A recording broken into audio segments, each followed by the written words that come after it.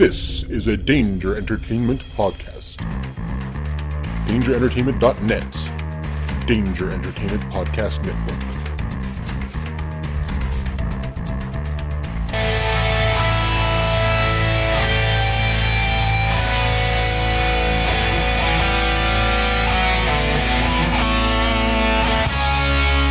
Geek Speak, the definitive 365 cut.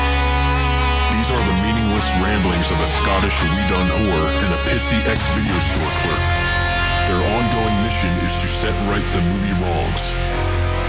They're gonna need a bigger podcast.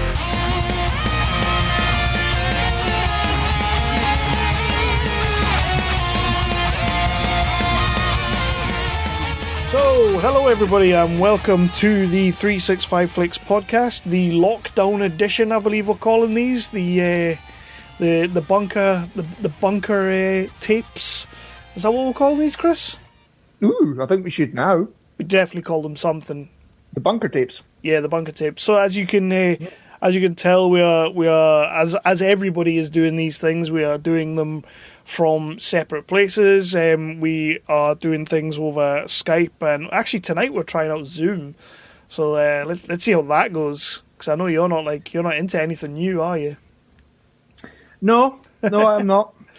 I am not. It doesn't seem too bad, I suppose. So far, so good. Mm-hmm. But so we are the 365 Flicks podcast. We are back with a new episode. Maybe not as jam-packed as we were hoping, but you will get some good podcasty goodness out of it. I am Kevin, the pissy ex-video store clerk, and the man on the other side of the terminal from me is... I am Chris, the Scottish Whedon whore. Yes, you are. And how is the lockdown going for you? I'm just going to move this over here for a second. I feel like every podcast needs 100% more Jason Momoa. So there he is, sexy man. Hello, sexy man. I can't see him, he's all blurred out. Oh, why is he blurred out? I don't know. Just check your camera. Is that because he's like too far away? Can you see him now? It's not Father Ted. Hello there. Still blurred out. Still blurred out. Oh, that's shit. Am I blurred out? A little bit. Oh, that's a shame. You're like all... I just thought it was like a filter or something. Is that just because of the super awesome, like, massive bright light I have? The railway station light, yeah, it could be that. It could very much be that. But we're back tonight. What was that? The lockdown. How was the lockdown treating me, did you say? Is that what you said? I did.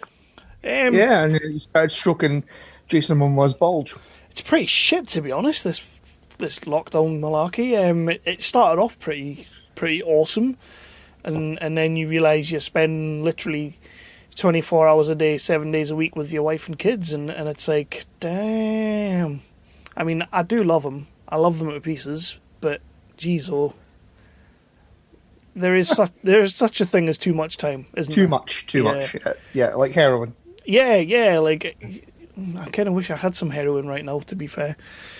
But no, everything's cool. Missing the football a lot, but still speaking to the guys all the time. We're speaking on the chat all the time. We're trying to do little challenges and stuff. You'll have seen them. You'll have probably looked at them and went... I really hate this word challenge on Facebook, though. Challenge accepted. Put a photo of me 10 years ago. Accepted.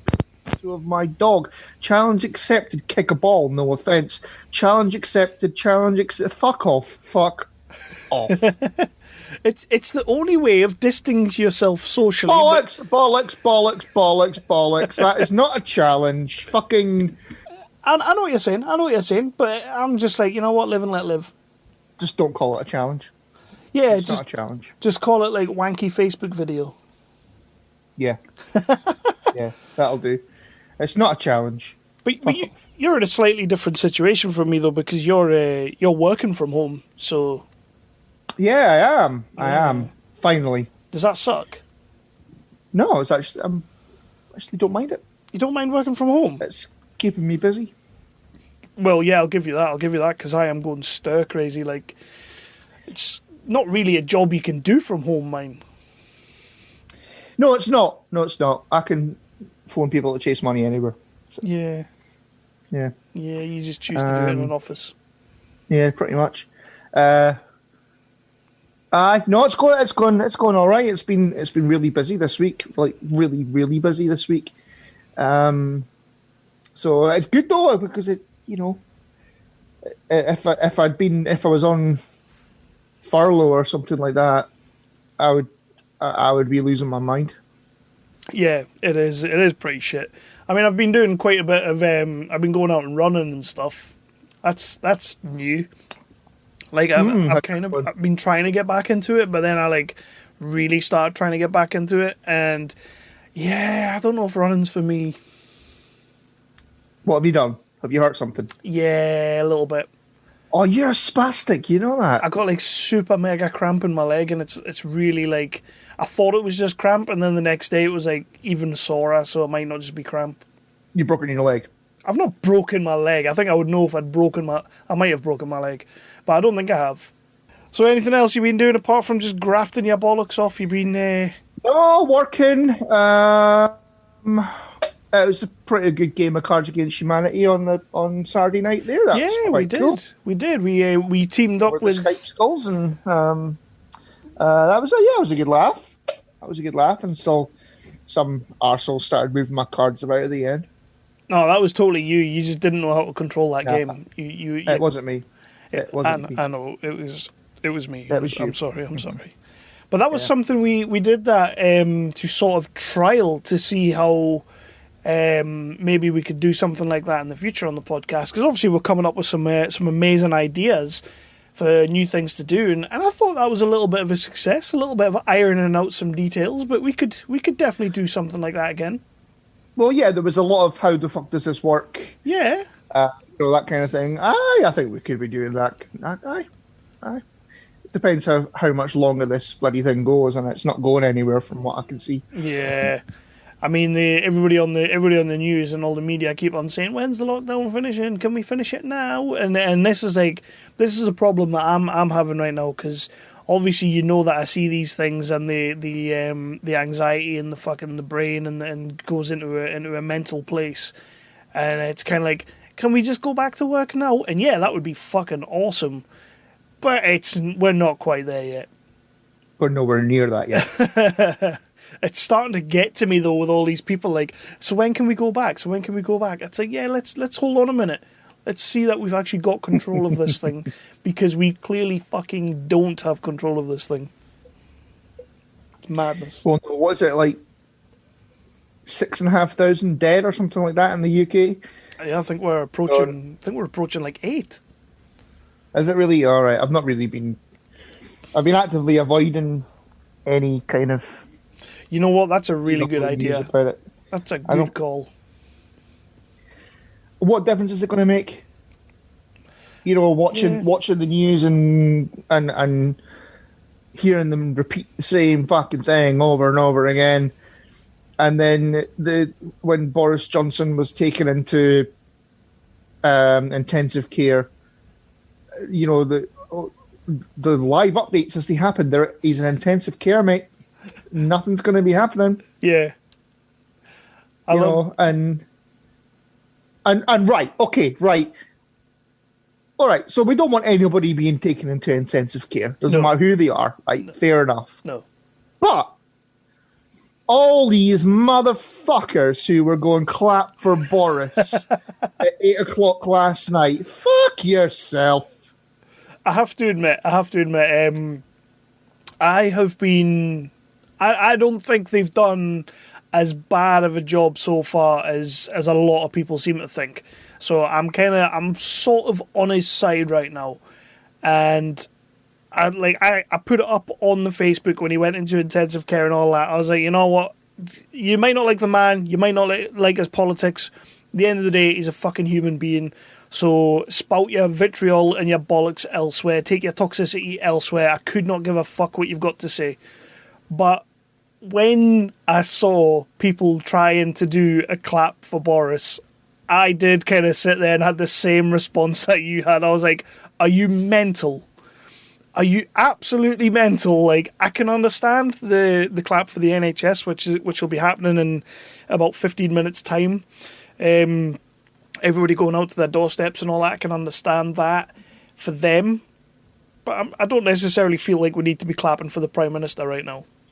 People are just such fucking hypocrites. These will be people who a month ago or whatever were going, he's doing a fucking terrible job, sack him, boo, boo, boo, boo, boo.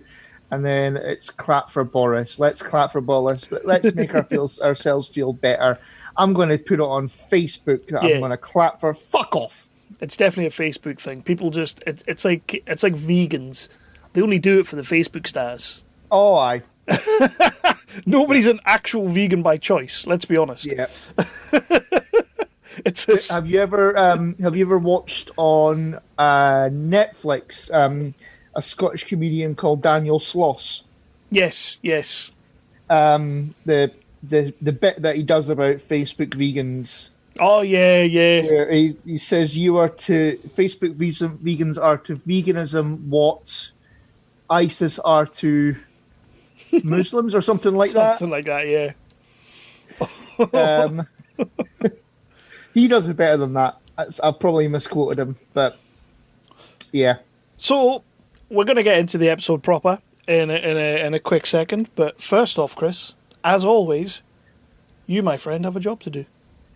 Yeah, well, we hope that this episode is, alleviating some of the boredom. Fingers crossed. I would hope so. I would hope so as well. It's not going to be our usual 4 or 5 hour extravaganza. No. But we hope it's getting rid of some of the boredom for a little bit. There's probably more ranting to come. There's a movie that we're going to be talking about later on, in which I will be ranting. The one movie you've watched? No, the one you made me watch. Oh, how could you? Oh, come on. Spoilers.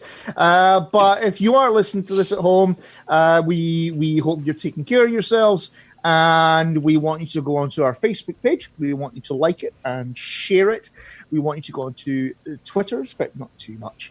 Do you still do that? Do you still go on Twitter? Yeah, I still rock with Twitter. Not as much as I probably should, because Twitter's is kind of like podcasters' bread and butter. But every now and then I have a look. At 365 Flicks Pod, retweeting all those Twitter fucking things. We are on Instagram, apparently. Instagram. Aye, yeah. Yeah, she got big games. Shut up. We are on the iTunes or Apple Podcasts, if you will. You can follow us on there and download new episodes as they come. We're getting better. We are. We're on Spotify, so look for us on there and follow and all that. We're on Tangibound, we are on Wicked Radio Network, we are on Weeby Geeks, we are on nerdly.co.uk. Hashtag Pod and Family, hashtag Britpod Scene. I think that's it. Yeah, we'll just go for that and say yay! Yeah, we are on all those places, and we would love for you to go on there and give a listen, give a like, give a review, a rating, all those things. You can do all that. It helps algorithms, I'm told. I don't know. Ew. Helps you climb the pile, I guess. But I mean, we're on the top of the pile we want to be on. So there you go. We've been number 11. We have been number 11. God, that seems like an age ago. I've still got the screenshot of it on my phone. Could you imagine if we did that again? It'd just be greedy, wouldn't it? Well, there's always number 10. 10 would be something to strive for. Or number 9. But I mean, being in the top 10 is one thing, but being in the top 11, that is just even better. That doesn't work. Yeah, so we're going to go on to the news in a second. The first little thing that I do want to talk about before we jump into there, though, is I got hit up the other day. Hit up? That's a thing, isn't it? Somebody got in touch with me about a Kickstarter that they are running. And it's quite an interesting little one that I thought you and I would both quite like and quite enjoy. So I thought I would give it a little shout out. It's a comic book on Kickstarter. It's a series of comic books, a series of stories that this guy's doing. Matt Stapleton, the man's called. He's currently on Kickstarter. It's got 35 days to go. He's about halfway towards what he's after. But it's sort of like comic books told like 80s movies. Like you've got the likes of your Jaws, your Die Hard, your Tremors. But what he's doing is he's taken a minor character from these films and stories and then injecting them into another like film or story, and then making his own story around it. So it's like one of them's got one of the sheriffs from Jaws, not one of the main ones, but like one of the secondary characters who then moves away from amity and goes to perfection, which, as we know, is Tremor's territory, and he takes on a case there. So it's kind of like it's called What If, and they are what if stories. So it's like, what if such and such went over here and did this and ended up in this scenario. So far he's done one for Tremors, one for Die Hard, one for again Jaws. It's something that he's really trying to get off the ground. When I read it, when I saw it, I thought that looks absolutely brilliant. It's sort of, I like the idea of taking sort of one of your minor characters from a movie or a TV show and then putting him in a different situation. So it's like, yeah, we only got to see that guy for 5-10 minutes. I wonder what he does day to day, kind of thing. I quite like that idea. And I like that. That's pretty cool. I find it very interesting. So he's a bit of a rough time to be doing a Kickstarter, mind you. Yeah, that's kind of one of the reasons that I said I would put it out there, because I can't remember who put it on Facebook first, but it instantly caught my eye. And like you say, it's a hell of a time to be doing it. It has slowed down a little bit because he had a good head of steam to start off with, as any Kickstarter goes, and then usually the end it'll come back up. Hopefully it does, because I think he's already done. I think he's done 3 issues before now, and now this is him crowdfunding for another 3, or it's something like that. Anyway, he's crowdfunding for the next section of books that he wants to do. So I said I would give it a shout out. I think it looks brilliant. It sounds cool. I want people to check it out. Get yourself on Kickstarter. Yeah, so it's a series of books that the guy's doing called What If, sort of what if stories. I think it looks great. I've not backed it yet because, as you've alluded to, times are a little bit tricky. But I'm definitely going to keep an eye on it, and it's something that I feel like I probably will. Some of the rewards are pretty cool. So get yourself on Kickstarter. What If Stories by a creator called Matt Stapleton. And if you can give a couple of £2, give a couple of £2. Yeah. And I'll send you the link as well, because I do think you'd be into this as well. It looks pretty cool. Like I say, that kind of thing is right up my street. It is cool. It's just something different, isn't it? And I think right now we all need a little bit something different. Yeah. And then another quick bit of news. We talked about it on the last episode. I was on about the Romford Film Festival. We have sort of officially, unofficially, sort of, kind of, a little bit maybe got in connection with those guys. We're sort of, I wouldn't say partnership quite yet, but we're working on it. They sent a shit ton of movies to look through, rate and review and sort of judge and whatnot. That was meant to be in May, but obviously with everything that's going on, it doesn't look like that's happening in May now. Spencer put something out the other day on Facebook. It's most likely going to be around about August. There's some really good short movies in here, some really good features in here that people need to have a little check out when it is coming. But I'll keep all that updated. I'll update people on that as it goes. But it looks like it's going to be August now. Yeah. Just another sign of this fucking corona shit fucking everything up for everyone. I know. Everyone. So let's get into some news. Transmission commencing. This is Wookiee Radio. Translated for the Wookiee impaired. I like that Wookiee. Your hosts, Ken, Derek, and Mike, bring you the latest news and commentary from the far reaches of the galaxy. Hold it. I said hold it. Subscribe today on iTunes and Stitcher. I just assumed he's a Wookiee. Start listening today, and remember, The Force will be with you, always. Let's go for it. I mean, let's be honest. There's not a massive great deal of news. It's mostly this is delayed, this is called off, this is on hold, and yeah, pretty much. That's pretty much what's been happening this last week, like 10 days. Yeah. All the studios have understandably gone. There's no cinemas open, so what's the point? There's going to be a bounce back, though, right? Like when we get on the other side of this, the cinemas. I feel like the cinemas are going to be absolutely flooded when we get on the other side of this. Well, I would hope that when we do get on the other side of this, there's going to be, fucking about 5-6 months of barbecues and parties and piss-ups and cinema trips. Yeah. And, so yeah, of course it will. Of course it will. And pub visits. Definitely pub visits. I feel like, and I said this to Lindsay earlier, I feel like the pubs have been slowly dying for the last 5 to 10 years. I feel like there's going to be a resurgence in the pub scene. And hopefully it lasts, but at least the first 5-6 months, there's going to be a resurgence because everybody's just going to want to go out. Oh, I definitely.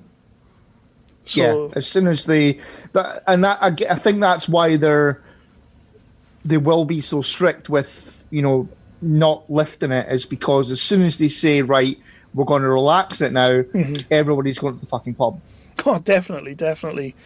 And I mean, it's the industry that I work in, the job that I work in is dependent on football teams, holiday parks, and all that kind of thing. So I think we're going to be busy as fuck, basically, when we go back, because everybody's going to want to go on holiday, but they ain't going to be wanting to go abroad. Like, I can't see...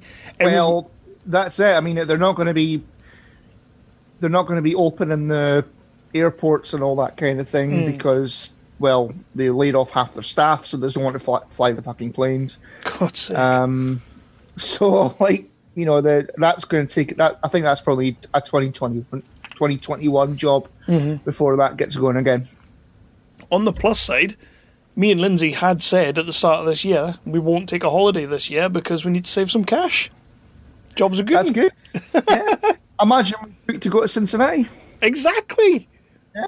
I mean, it might be over by then, but... Well, I bloody hope so. So, yeah, news. Let's get into some news. Yep. Did you see that? Did you see that Taika Waititi announced his retirement from movie making on Twitter? April Fools? No. It was a joke, but he went on Twitter and he put out there, because apparently he's taken up sewing during the coronavirus lockdown, and he's taken up sewing and he's making little, like, puppet animal things. So he posted up a picture of his puppet animals and announced his retirement from filmmaking. The Twitter got broke for about an hour of people, like, raging at him, like, what do you mean you're quitting? What on earth? And then he was like, yeah, I'm not really quitting. He's like, my sewing's not that good. Just typical Taika, making light of situations and making us all laugh, basically. Yeah, wow, it really was a slow news thing, isn't it? Trust me, it gets no better. So I do have a couple of things, and then we'll go into anything that you managed to scoop up. Just a couple of things that took my interest is Ridley Scott is got a new movie that he's going to be doing once everything picks up again, about the Gucci murders, or the Gucci house murder. Lady Gaga is going to be in it. Can't really say. Can't really say I'm all that fussed about that, but one thing I did like was that apparently Netflix and MGM were the favourites to take this on board. I just found it interesting that Ridley Scott's open to Netflix. Did you think he would be a little bitch about it, kind of thing? I mean, I didn't think he would be Martin Scorsese levels of bitch, but I kind of just thought, yeah, I wasn't sure if he'd be up for that Netflix money. I suppose maybe Scorsese's kind of laid the ground for that to happen. Well, he has now, yeah, but he kept saying, I'm not doing superhero movies, but he's happy enough to go straight to Netflix. I just kind of wondered if that was a thing, but Ridley seems perfectly happy with it. One of the things I did like was that apparently he's not going to be doing that until he's done a movie that he's working on called The Last Duel, which Affleck and Damon... I struggle to say I'm in with a Ridley Scott movie now. Yeah. What about Kingdom of Heaven? Well, think about it. What's he done? What's he done lately that's been good? Nothing really lately, but Kingdom of Heaven. Is that not one of yours? That was fucking 15 years ago. Yeah, but you can still have a legacy and rely on it. You can have a legacy and fuck it, like what he's doing. I'll give you that. Kevin Smith has plenty of spare time on his hands, as we all do right now, and he's decided that he is going to go back to The Well and he is working on his Moose Jaws script. His what? His Moose Jaws. The movie's not going to be Jaws. The movie's not going to be called Moose Jaws, but he has a script that is very similar to the movie Jaws, only instead of a killer shark, it's a killer moose. Of course it is. Can we draw a line under Kevin Smith's career? That was already there. Yeah. Wow.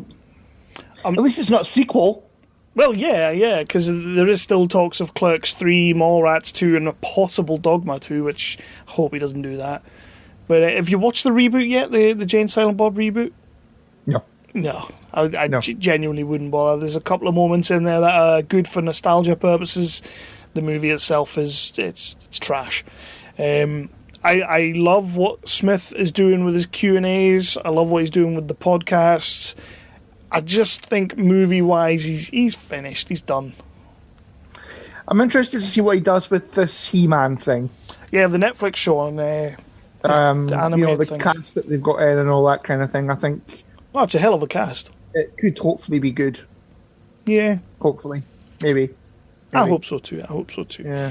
The only other thing that really caught my mind was 2 or 3 days ago, a certain director that I've always had a bit of an affinity for was live tweeting as he was watching a movie that I've got great love for, and I'm pretty sure I asked you to watch it years and years back. Director Richard Kelly, remember him from Donnie Darko? Yeah. He made Donnie Darko, and then not long after that he made Southland Tales. So, Oh, yeah. Great movie. Southland Tales has recently been re-released on an app called Mubi, M-U-B-I. So it's been re-released on there, but it's the Cannes cut, which apparently has a lot more to it than the one that got released in the theatres and on DVD and all that. So he was watching it live on Mubi, but he was tweeting just straight up facts about what got cut and what got taken out and what got left in and why and all this kind of thing. But he let a little nugget go halfway through that he's actually working on a prequel to the movie. Would you be up for a Southland Tales movie too? I don't really remember anything about it, to be honest. It was just batshit mental, man. It was... Yeah. I loved it, and I've watched it a few times since, and I still love it. They did some graphic novels that sort of took on from it, which were pretty cool. Right. A little bit more political in the graphic novels, as Richard Kelly likes to play with. But there was a little bit more world building there. But now he's talking about doing sort of a prequel to the movie, which instantly I'll watch anything Richard Kelly does. So. I would watch it. I mean, I remember loving Southland Tales. Like I say, it's been a long, long time since I've seen it, though. I would watch it again, though. I'm not, yeah, why not?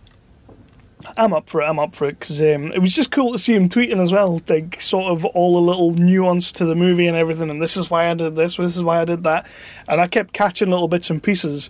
Obviously, I wasn't watching the movie, so I didn't have like I wasn't sure 100% every time what he was talking about, what scene he was talking about, but some of it you're like, oh yeah, like I remember that scene, but I didn't quite take it that way. I didn't really get it that way. And he was kind of like, well, this is what it was meant to mean. And I'm like, oh, sweet. I think more directors need to do that. I know Snyder did it last week with, obviously, BVS. And yeah, when I was looking for news, I saw a lot of that about... One of the things that caught my eye was Batman vs. Superman is dark because it's seen through Batman's eyes. Yeah. Like it's seen through, from the point of view of Batman. I thought that was pretty interesting. How much of it is kind of made up, after the fact? Like, yeah. I don't imagine that would be going on while he was writing it or while he was filming it. It's probably, that'd be really cool to see. Yeah, I'm with you there. So, do you have any other news? I've got a couple. Nothing major. This is not news. It's it just made me laugh a little bit. According to a member of the VFX team on Cats, okay, working for the film was almost like slavery. I can see that. It didn't really sort of go into why. I don't imagine they were being whipped or raped or beaten. Maybe just a long day. Or all of the above. I think maybe they need to shut the fuck up and look up slavery, though. Yeah. I think they maybe had it a little bit better than they did. Probably a little bit. Yeah. The next bit, James Gunn, and this might be worth talking about, has spoken about which MCU character he'd like to be in lockdown with. In lockdown with? And his answer was Jarvis. Jarvis? All right, the tech. Yeah. Why Jarvis? Why do you think? Did he say why? Or can get him a beer, I suppose. All right, then go on then. Which MCU character or superhero would you like to be in lockdown with? You're going to say Scarlet Witch. Scarlet Witch? Oh no! If it was Tony Stark, you'd be going, "Oh, shut the fuck up." Yeah. After about half an hour, you'd be going, "Shut the fuck up." And then, you could go, "Okay, so build me something." But then after the first week, it's like, "All right, shut the fuck up." Oh, that scrap box is empty. You're no use to me now. Yeah. Thor, maybe? Yeah, he'd be a good one. He's good on the old... Taika Waititi's Thor, not Kenneth Branagh's Thor. He's good on the old Call of Duty and everything, so or GTA, so it'd be good to play alongside. Or Korg. Korg would be fantastic. Korg, yeah. Yeah, I'd like to spend some time with Korg. Yeah, ask him about his father-in-law. I'd go rocks for him. Stepfather. who I hate. Who I hate. Who I hate. Yeah, what about you? I don't know. It certainly wouldn't be Ezra Miller right now. Jesus, he's having a hard time of it. Yeah, what the fuck happened there? He was choking someone or something on a video. It was like... I don't know if it was like a Comic-Con or it was an event somewhere. And I've watched the video. You can see what he's up to, but it doesn't look great, to be fair. But yeah, he basically just kind of takes her by the throat and starts kind of choking her out a little bit. All right. But everybody's going absolutely mental about it. So apparently the Flash movie is 100% off now. It is So done. is it a proper choke then? Not like... Well, it kind of looked like it, yeah. It's sort of... You're not right up close and personal to the whole thing, but it kind of looks like he just kind of... Yeah, grabs her and goes for it. Oh, shit. I know. It's a bit of a strange one because I've always quite liked Ezra. And when you kind of like... When I think about Ezra, I'm like, nah, not my Ezra Miller. He wouldn't do that. But I don't know. Maybe what we need to talk about Kevin. He was a bit fucked up in that, so... That is true. You have to draw on it from somewhere, don't you? So maybe that's just what he's like. Maybe he's just a raging like choke fiend. But I mean, it's clearly going to mess with him a little bit because everybody is going absolutely apeshit about it, and they don't want him working ever again. So, yeah. Well, I suppose people have got to focus on something, haven't they? But they certainly do. They definitely do. Mm-hmm. It looks like it's Ezra Miller's getting the brunt of it, and Amber Heard is 100% getting the brunt of it.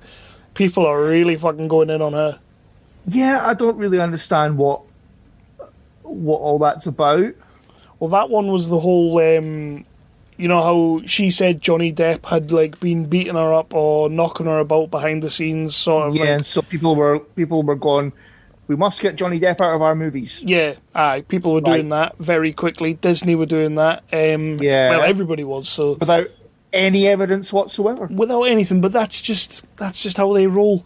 And then, it's all come round, and it's all come round full circle to the fact that it turns out she was beating him, apparently. Apparently. Which, I'm not going to lie, I could see that more.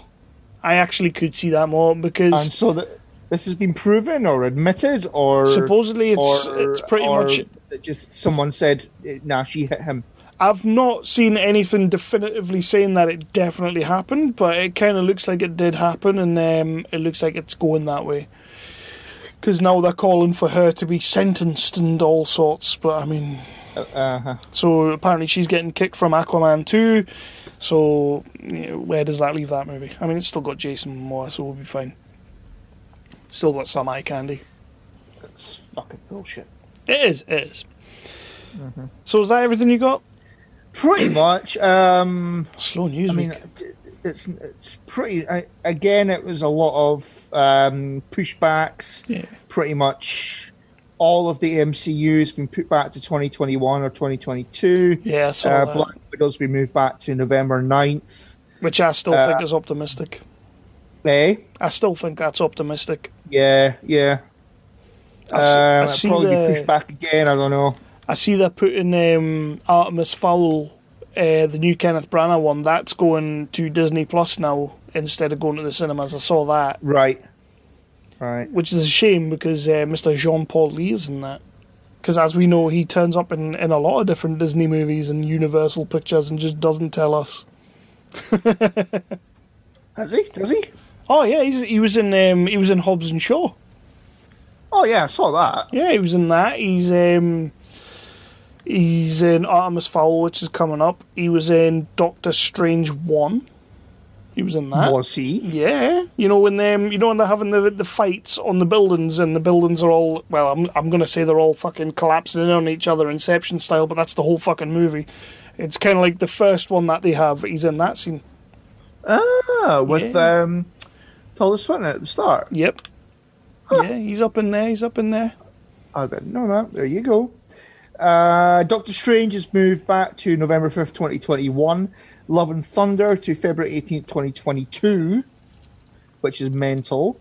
The Rock's Jungle Cruise movie will be put back to July 20th, 2021. Let's see, Artemis Fowl, you've already thingied. New Mutants, bless it.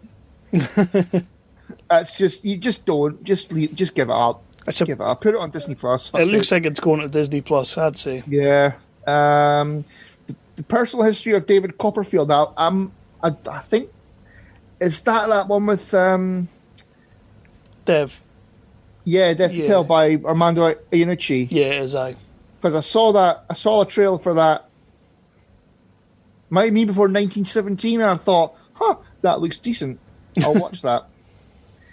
That's a bit of a bugger. Yeah, that's pretty much it. It's just movies being pushed back. It's just, I suppose, it makes sense. You can't just blindly go for it and, then your movie tanks. Yeah, especially when these movies are costing so much and you can't really risk it, can you? You've got to. We will get back to normal, though.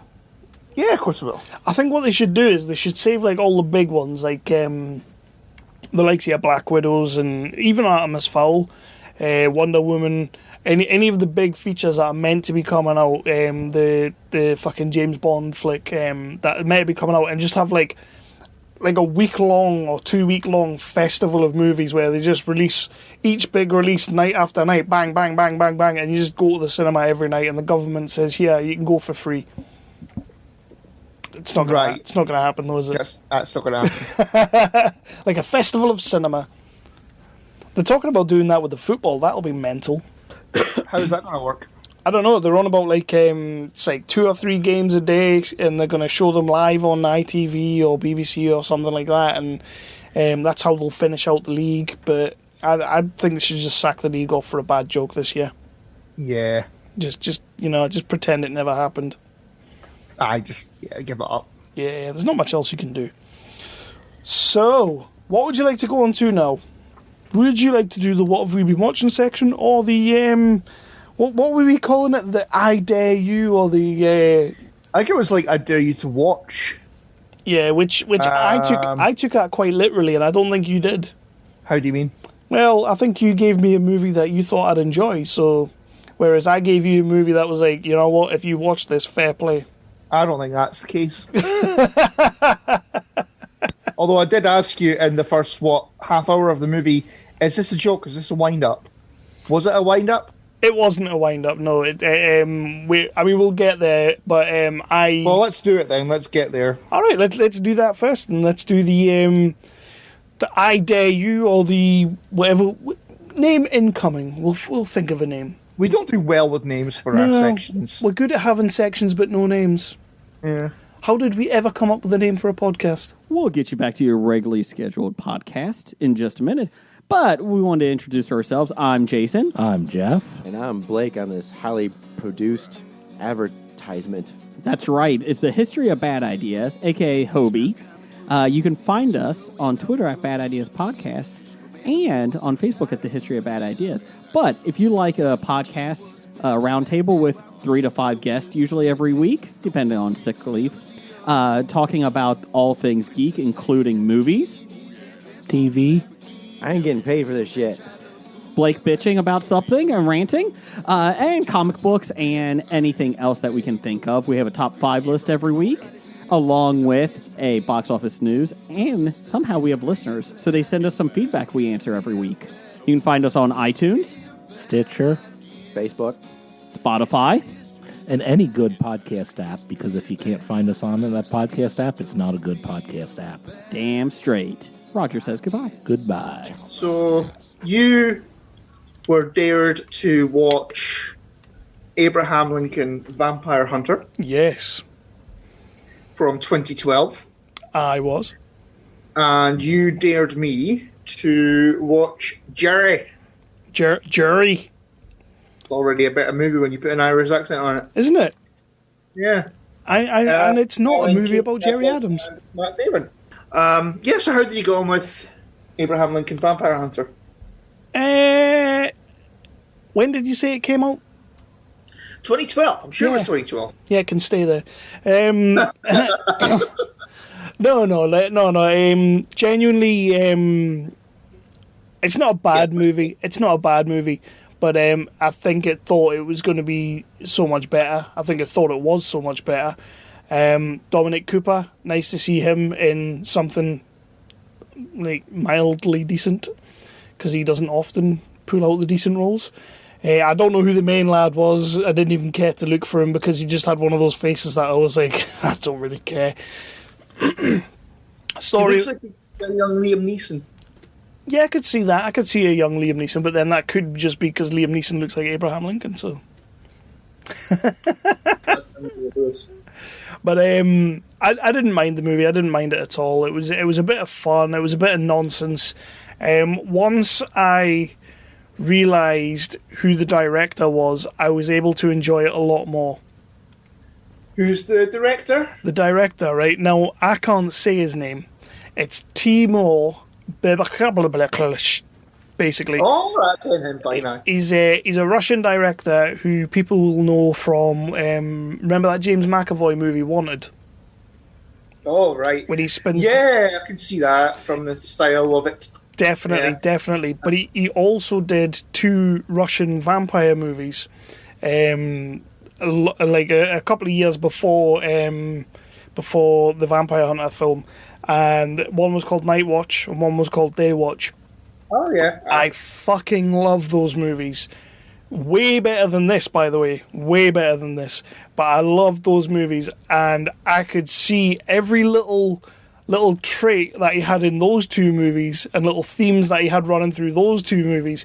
He was just throwing them in this big American movie about Abe Lincoln and about fucking vampires and stuff like that.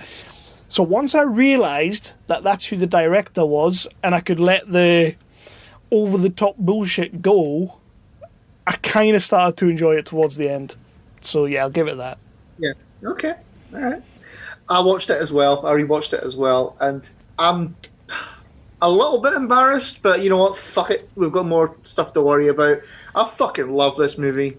It's definitely... I fucking love it. It's definitely a guilty pleasure.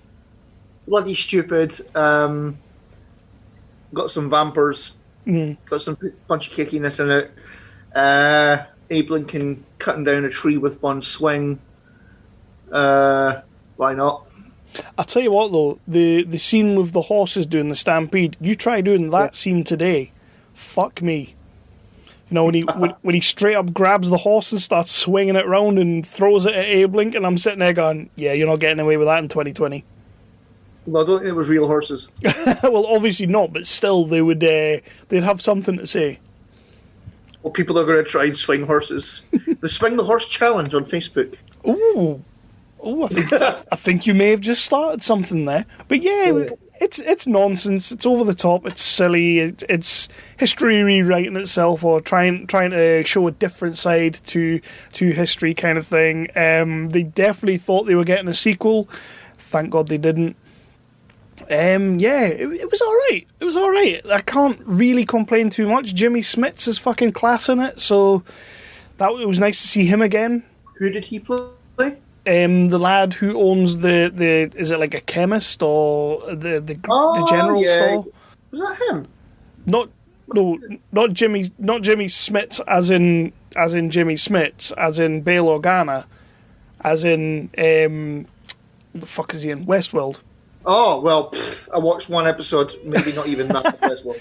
It might not even be Jimmy Smits. I'm going to check that one out because I might have that name wrong. Maybe got that wrong. I have seen that guy in a few things. He is a cracking little actor, and I've always kind of been a fan of him, so it was nice to see him in this.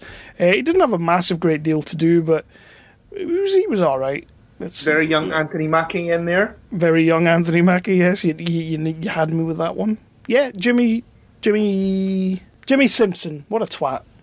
Dum. That's him, Jimmy Simpson. He's an awesome little actor. Yeah, young Anthony Mackie in there. That was nice to see him. But you pointed out a casting thing in there that I hadn't noticed before. Ramona Flowers. Yeah. I knew that she was, like, I recognised her, but I didn't realise it was her. Like I said to you, though, when I spotted her, she is one of those actresses, and I don't mean to sound facetious or anything like that, but she is one of those actresses that you'll see her in so much, but not actually realise that that's who she is. Yeah. Because she kind of just flies under the radar. Even Birds of Prey with Margot Robbie, she's in that. Is she? All right. And I watched about 50 minutes of that movie, and she's in a good chunk of it before I realised it was Ramona Flowers. And it's kind of like, she is becoming one of those actresses. And she's a damn good actress. I'm not taking anything away from her. She just has kind of one of those faces. Not generic third face. No, she's not generic third face. She's not like she's not a Jai Courtney, Joel Kinnaman, Sam Worthington. Insert generic name here. She's not one of them. Jason Clarke. Yeah. People. Yeah. No, she's definitely not one of them. But it was all right. It was a bit of fun towards the end. I really started getting into it. It was just at the start. I was like, really, this is what we're doing. How did you get on with Gerry? Yeah, so it was like an hour and a half movie. It is definitely an hour and a half movie. Feels like 3. Felt like I got a lot done. Because I washed some dishes at one point while they were walking. I, took some garbage out to the bins while they were walking. I got quite a lot done while I was watching it. What a lot of fucking artsy, fartsy, dragged out, boring ass, fucking pretentious shite. How can you say that? It's perfect. See, though, I thought, because I know you're a big fan of Lord of the Rings, and, those movies are just walking, really. So I thought, Jesus Christ, there's a fucking... They're walking side by side for what feels like about 10 minutes. And, okay, so the shot is pretty cool. Well, not cool. It's a shot. It's a shot. The two of them walking side by side, and right, okay, so that's a great shot, but it goes on, and on and on and on. The opening fucking, well, not even title, because there weren't any titles, it was just the fucking piano. That fucking piano. The opening sequence lasts longer than fucking the Pacific or bloody Band of Brothers. Is that when they get out of the car? Jesus fucking Christ! What a load of wanky shite you made me watch. This was Gus Van Sant at his height. Was it not? And Gus Van Sant was always very pleased with himself back in the day, but in this movie even more so. I remember this movie coming into the video shop. I was working at the video shop at the time, and it came in. We got one copy of this film. I mean, it's clear to see why we only got one copy of it. And I saw Matt Damon, I saw Casey Affleck, and I saw Gus Van Sant, and I thought, oh my god, Good Will Hunting 2. This is going to be fucking awesome. Sat down and watched it, and I was like, okay. Kept watching it. Alright. Kept watching it. 2 days later, stopped watching it. I genuinely have a bit of an affection for the movie. I think dialogue-wise, I think it's a cracking little film, but not at all what I was expecting. You know, there were a couple of moments in it. There were a couple of moments in it where I thought, I'm getting into this. There's the bit where, pretty close to the start of the movie, they've just kind of realised that they're lost. Yeah. And they're having the campfire. And Casey Affleck is telling the story of a fucking game that he was playing and how all the townspeople turned against him and all that. And that he couldn't get enough resources to turn it around and build. I actually fucking loved that. Yeah. Just, it's a talky talk moment, and we like a talky talk moment. Yeah. And I fucking loved that bit. The other bit was when he is somehow, for some reason, caught up on top of the rock. Yeah. And Matt Damon is getting the sand to put down so that he can jump down.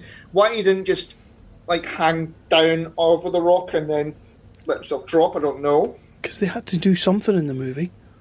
But I actually quite like that bit as well.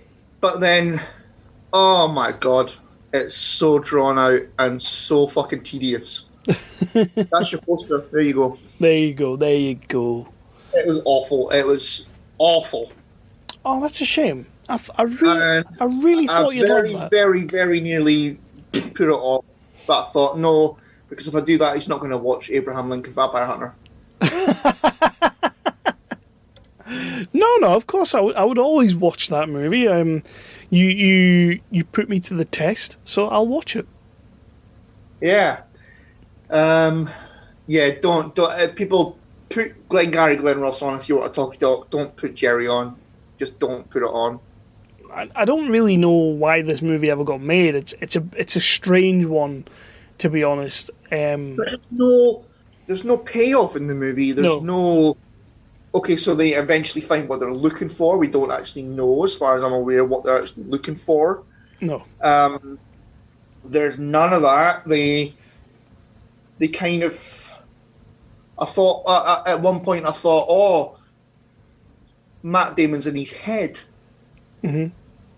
When it took about an hour and a half for the camera to circle round him. Fuck me. But no, that wasn't the case either, because Matt Damon kills him at the end of the movie. Yeah, he does. I thought he was dry humping him to start with, which would have been better. Better movie. At least, give me a moment. I suppose it's in the desert. They're not going to have any saliva. No. So you don't want that. Yeah, awful. That's a shame. I thought you'd love that movie. No, I did not. What are you going to do? I did not. Right, well, that was that. I feel that was a nice little. We did that well. We did well there, I think. Yeah. Fucking piano, man. I never want to hear piano again. Yeah, it's Gus Van Sant though. Like I say, it was when he was very, very pleased with himself. Round about that time, he had Good Will Hunting. He did that Finding Forrester movie with Sean Connery that everybody loved. To be honest, I enjoyed that movie as well. I liked that movie. And then he did Elephant, the one about the Columbine shooting, which, I've never seen that either. I'm a big fan of Elephant. But again, it's another one of those ones that he does a lot of really long, drawn-out shots. that the movie that you told me about where the camera's watching the gunmen going down the school corridor? Yeah. Ah, right, okay, yeah. You've told me about that movie. I've never seen it. It's not actually one of the gunmen. There's this fantastic scene where a young lad in a yellow t-shirt, because he loves his yellow t-shirts when he does these movies, when he's trying to make a point, when there's a message to the scene, Gus Van Sant will have them in a yellow t-shirt. It's one of his things. And the camera starts at the end of the corridor with the lad, and you hear the gunshots, and the lad kind of walks into a frame and sort of like stands there for a couple of seconds, and then he walks down to the end of the corridor, and the camera stays right there, doesn't move, it just stays there and watches him to the point where he gets down to the bottom and he turns the corner, and you're just waiting for it. You're waiting for a gunshot, fucking the kid to get thrown back, you're waiting for something, and the camera sits there for a further like 30-40 seconds, but to you it feels like a lifetime, and then cuts away.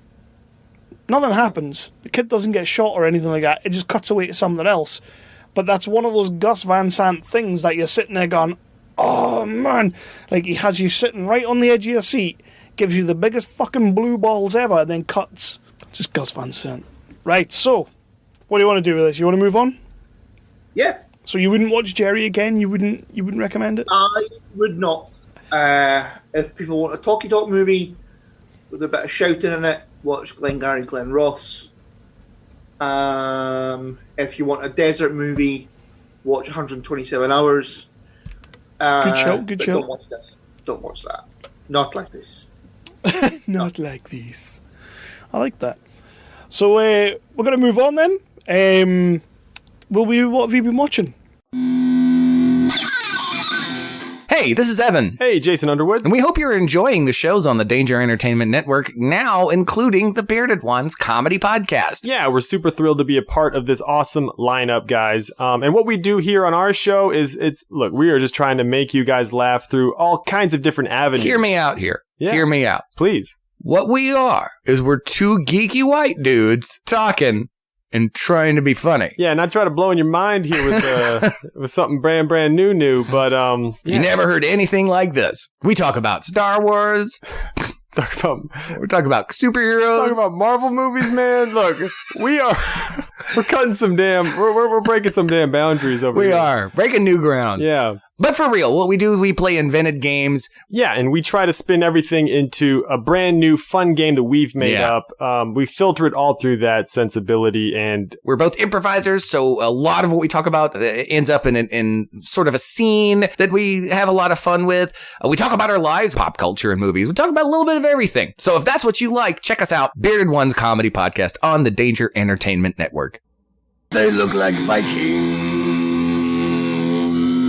Well, you're going to be doing most of the talking here, mate, because I've not got a great deal, I'm afraid.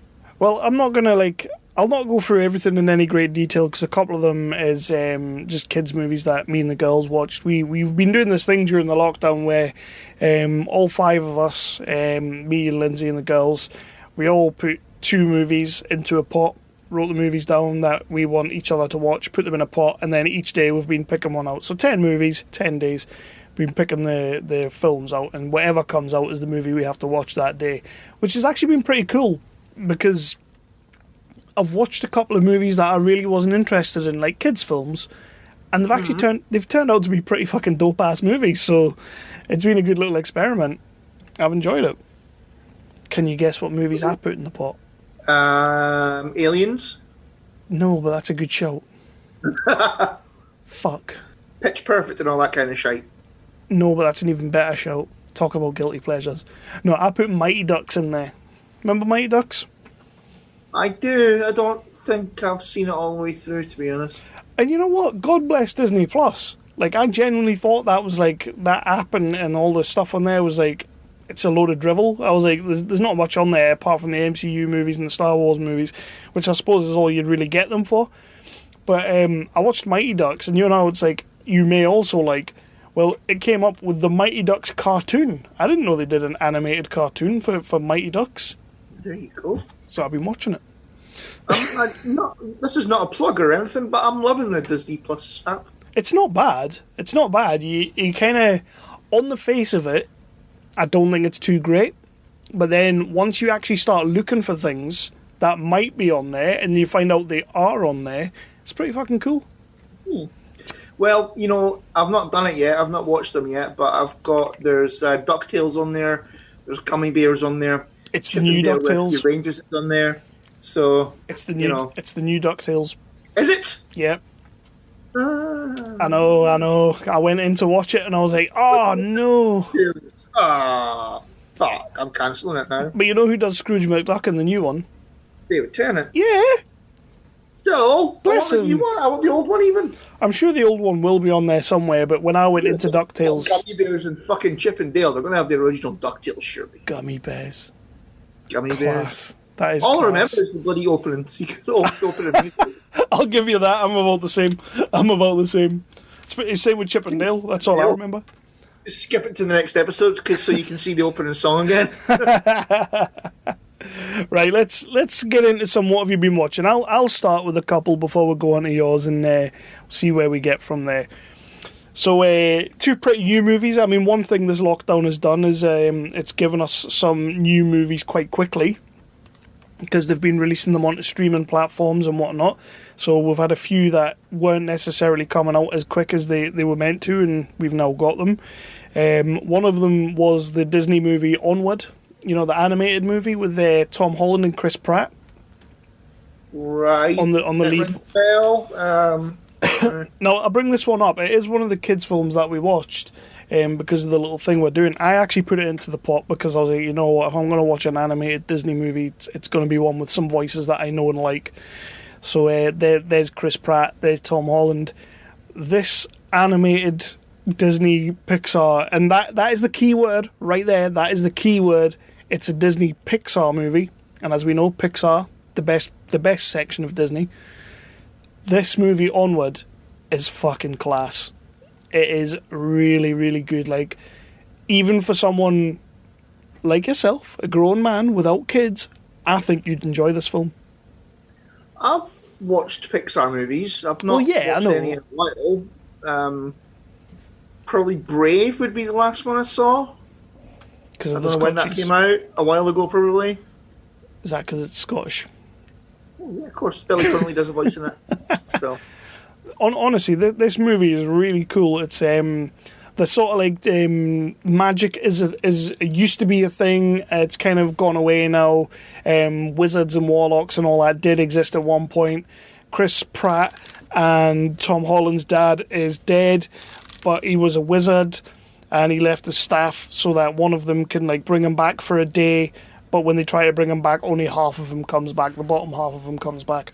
So they have to go on like a Dungeons and Dragons style quest to get the ruby that they can bring back their dad. And that's pretty much how they frame it, because Chris Pratt is a bit of a fuck up in the movie, but he's a massive like Dungeons and Dragons role-playing fan. So the whole movie, he just sees it as a role-playing quest. And it, honestly, man, I genuinely sat there thinking, this is amazing. This is a kid's movie for total fucking nerds. Loved it. And then Lindsay would probably tell you, but 20 minutes from the end, it absolutely fucking kicks you in the balls and rips your heart out. As all Disney Pixar movies do, this one got me. It's fantastic. It really is. So I'm not going to go too much more into that one. Another one that I watched was Bad Boys 3. Yeah. Oh. They should have left that shit alone. Yeah. Yeah. I could have told you that before you put it on. This movie is Michael Bay at his absolute best. All style, zero substance. It's not good. It's not good.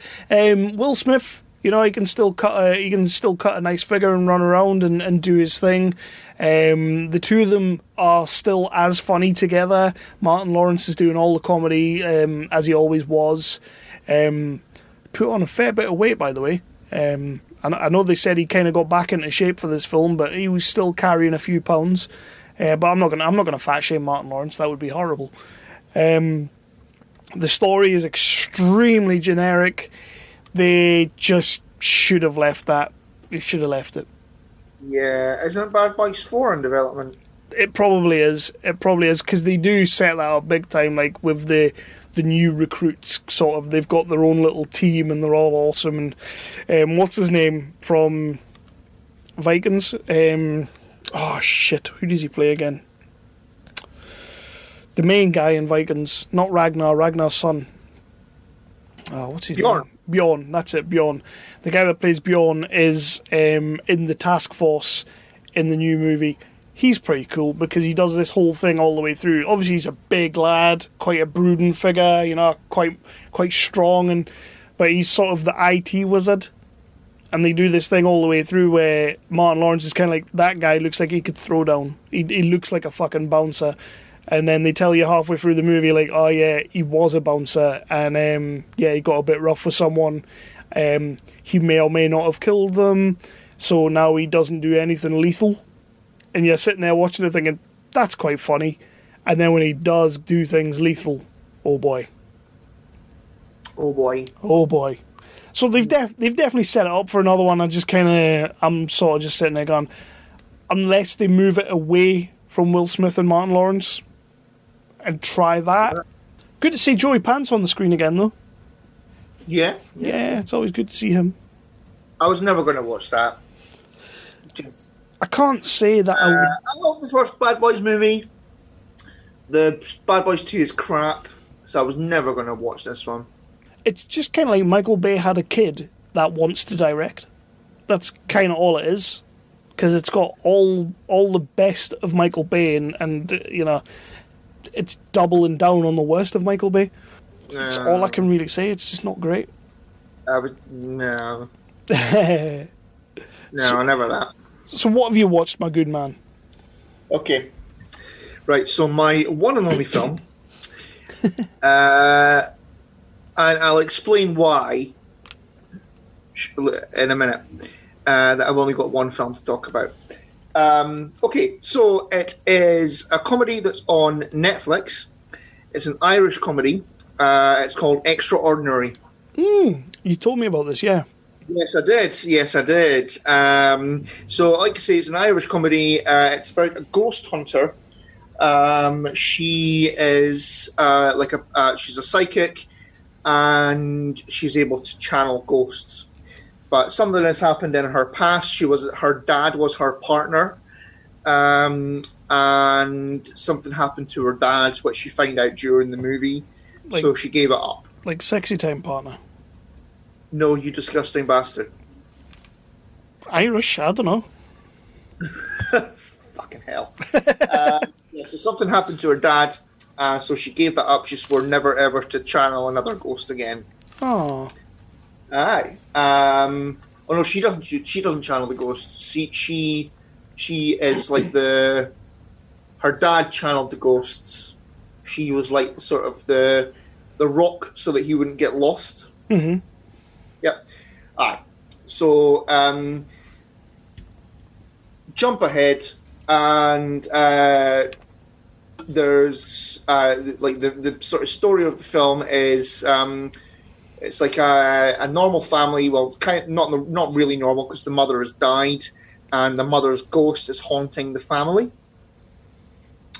And the mother's ghost is she's sort of abusing the father as a ghost. Nice. She's hitting him in the face with cupboards and all that kind of thing. And it's just, that in itself is fucking funny, but not as funny as what happens later on.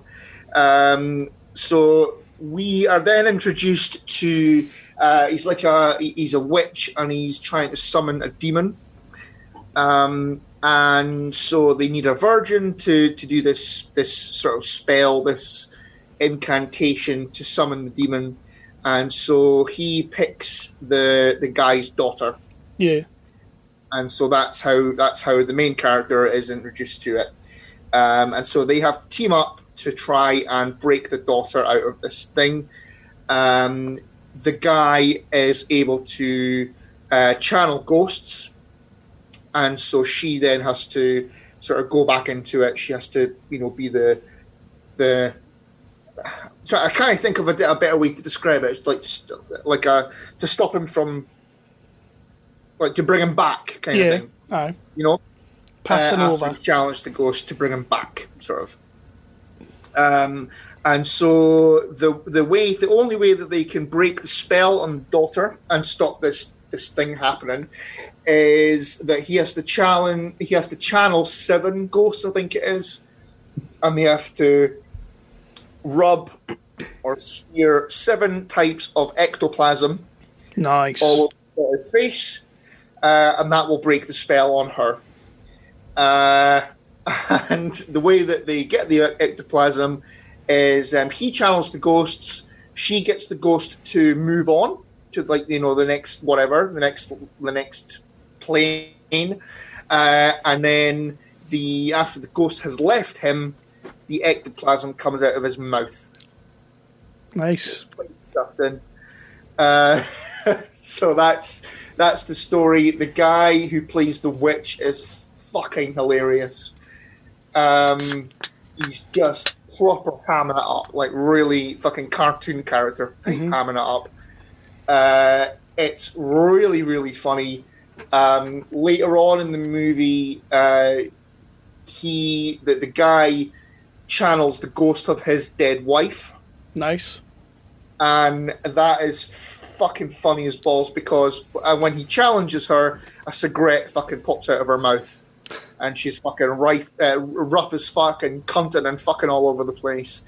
It is so funny. It's so well done. It's cleverly written. You know, you're rooting for them as the movie goes on. It's great. It really is great. I had a fucking good time watching it. I laughed like a son of a bitch most of the way through the movie, especially when the ex-wife came into it. There's a bit towards the very end where, spoilers, they save the daughter, and so they try to get another virgin, and it's the main character because she's never had sex. That's what suggest that from the word virgin, but there you go. So she's kind of being dragged into the hole in the ground where the demon's going to come up through. And so the guy has to jump on her and try and fuck her before she gets dragged into the hole. Okay. Fucking mental, man. It's absolutely mental. Honestly, if you're looking for something just to make you go, fuck's sake, and have a few laughs on that, Extraordinary on Netflix. It's so funny. Yeah, I'm going to give that a look. I mean... Sure, I think you'll be up your street. Some of the humour in it is pretty fucking brutal. A lot of it is pretty stupid. But yeah, I think you would enjoy it. I finally got around to watching that Young Offenders that you told me to watch the other week. That's on Netflix, isn't it? With the 2 young hooligans.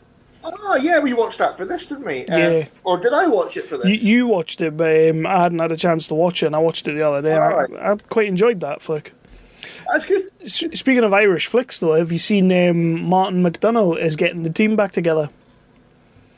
Martin McDonagh, who made In Bruges. Oh, yeah, so he's getting everyone back. Colin Farrell, Brendan Gleeson, the thing he finds, they're all coming back for another movie. I kind of would love to see an In Bruges 2. It's not going to be that. It's not they're doing. It's a new movie. Yeah, it's a new movie. And I also saw The Guard is doing the rounds. People are finding that again. Good. Yeah. Did you ever get into watching that? I didn't know, but it seems to be all over Facebook. People have it seems to have had a bit of a resurgence. So everybody's obviously with the lockdown. I've noticed a lot of people are finding a lot of films that kind of went by the wayside. It seems to be a good time for finding stuff you hadn't seen. So yeah.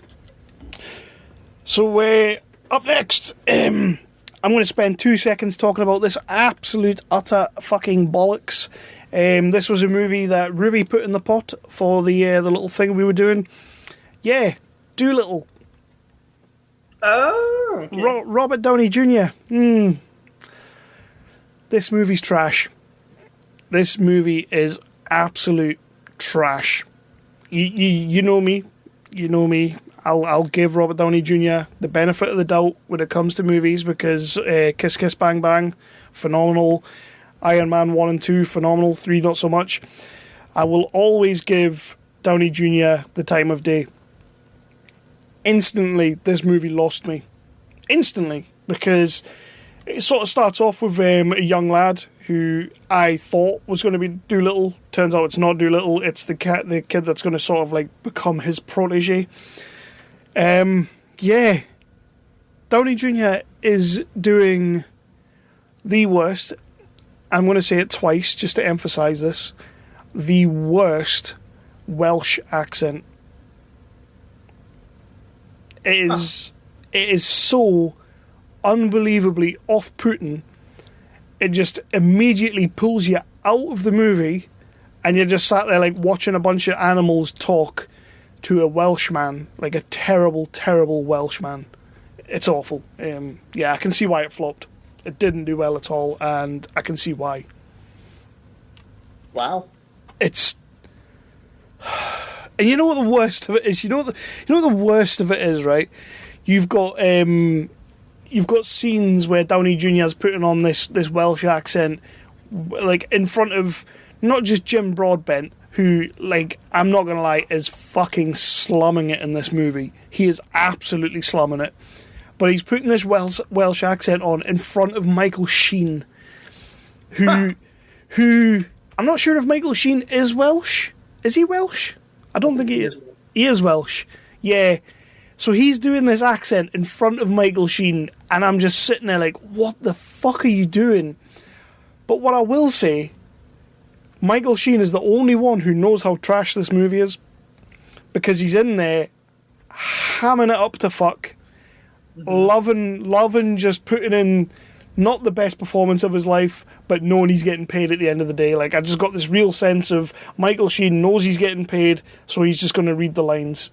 But he kind of like, he just seemed to be playing up a bit much and sort of over the top Michael Sheen, and I'm kind of like, yeah, you know what you're doing. You know this film's shit. It's not it's not a good film, and I don't think I expected it to be, but I hoped it would be better than this. Dear me. Yeah, I can't see him commanding the paycheck that he did if he churns out shit like this. I suppose it's only his first movie since then, since that died. Yeah. I mean, I suppose, well, you've got Sherlock Holmes 3, maybe. Yes, that's still... I'm looking forward to that. I like the Sherlock Holmes movies. I know you're not a huge fan. I'm looking forward to that. I don't mind them, but the other movie. So, I have been dying to see this, and this was one of the first ones that when the lockdown hit, they turned around and they said, right, we're putting it on streaming, because it was going to be doing the cinema. They said, right, it's going streaming. We're putting it out there on the services for you, and you can buy it and whatnot. Ben Affleck, The Way Back. Incredible. Absolutely incredible. It's the director of Warrior. Right. It's the one where Ben Affleck is basically playing a degenerate drunk asshole, and then he gets asked to coach like a school basketball team. You know, it's a tale as old as time. We've seen it a million times before. We've seen this kind of story. But the reason we love this kind of story and the reason it works is because it hits you on a human emotional level. Now, take the guy who made Tom Hardy a fucking MMA fighter and still made me fucking cry my eyes out. Take that guy who directed that movie, put him in a Ben Affleck movie where he plays a fucking degenerate drunk trying to teach a bunch of kids how to play basketball. Guess what? It's gonna get the same result. Thoroughly enjoyed this movie. Ben Affleck can still act like a motherfucker. He can still pull out the big guns when it comes to putting in a performance. And this one is even more so real because obviously the dude's been through that shit. Like, he's been through rehab and everything like that. And apparently, I read somewhere that they literally started shooting this movie like the day after he came out of a rehab stint, one of his worst, comes out of there and does this movie, which when you watch it is like, holy shit, how fucking hard must that have been for him? But it gets the reaction, it gets the performance. I fucking love this movie. I think everybody should go out and see The Way Back. I think you'll enjoy it. It's possibly one of Affleck's best. Wow. Possibly. I mean, yeah, I would watch that. I would. It's the fucking guy that did Warrior. What more do you need to say? Great movie. Yeah.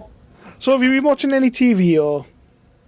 I have. Well, first of all, I started to watch the Tiger King. Yeah. You were on about it. Every fucking person was on about it. So I thought, I'll hide it on and I'll see what the crack is. I'll see what everybody's going on about. Not really seeing what the big deal is, to be honest with you. Yeah.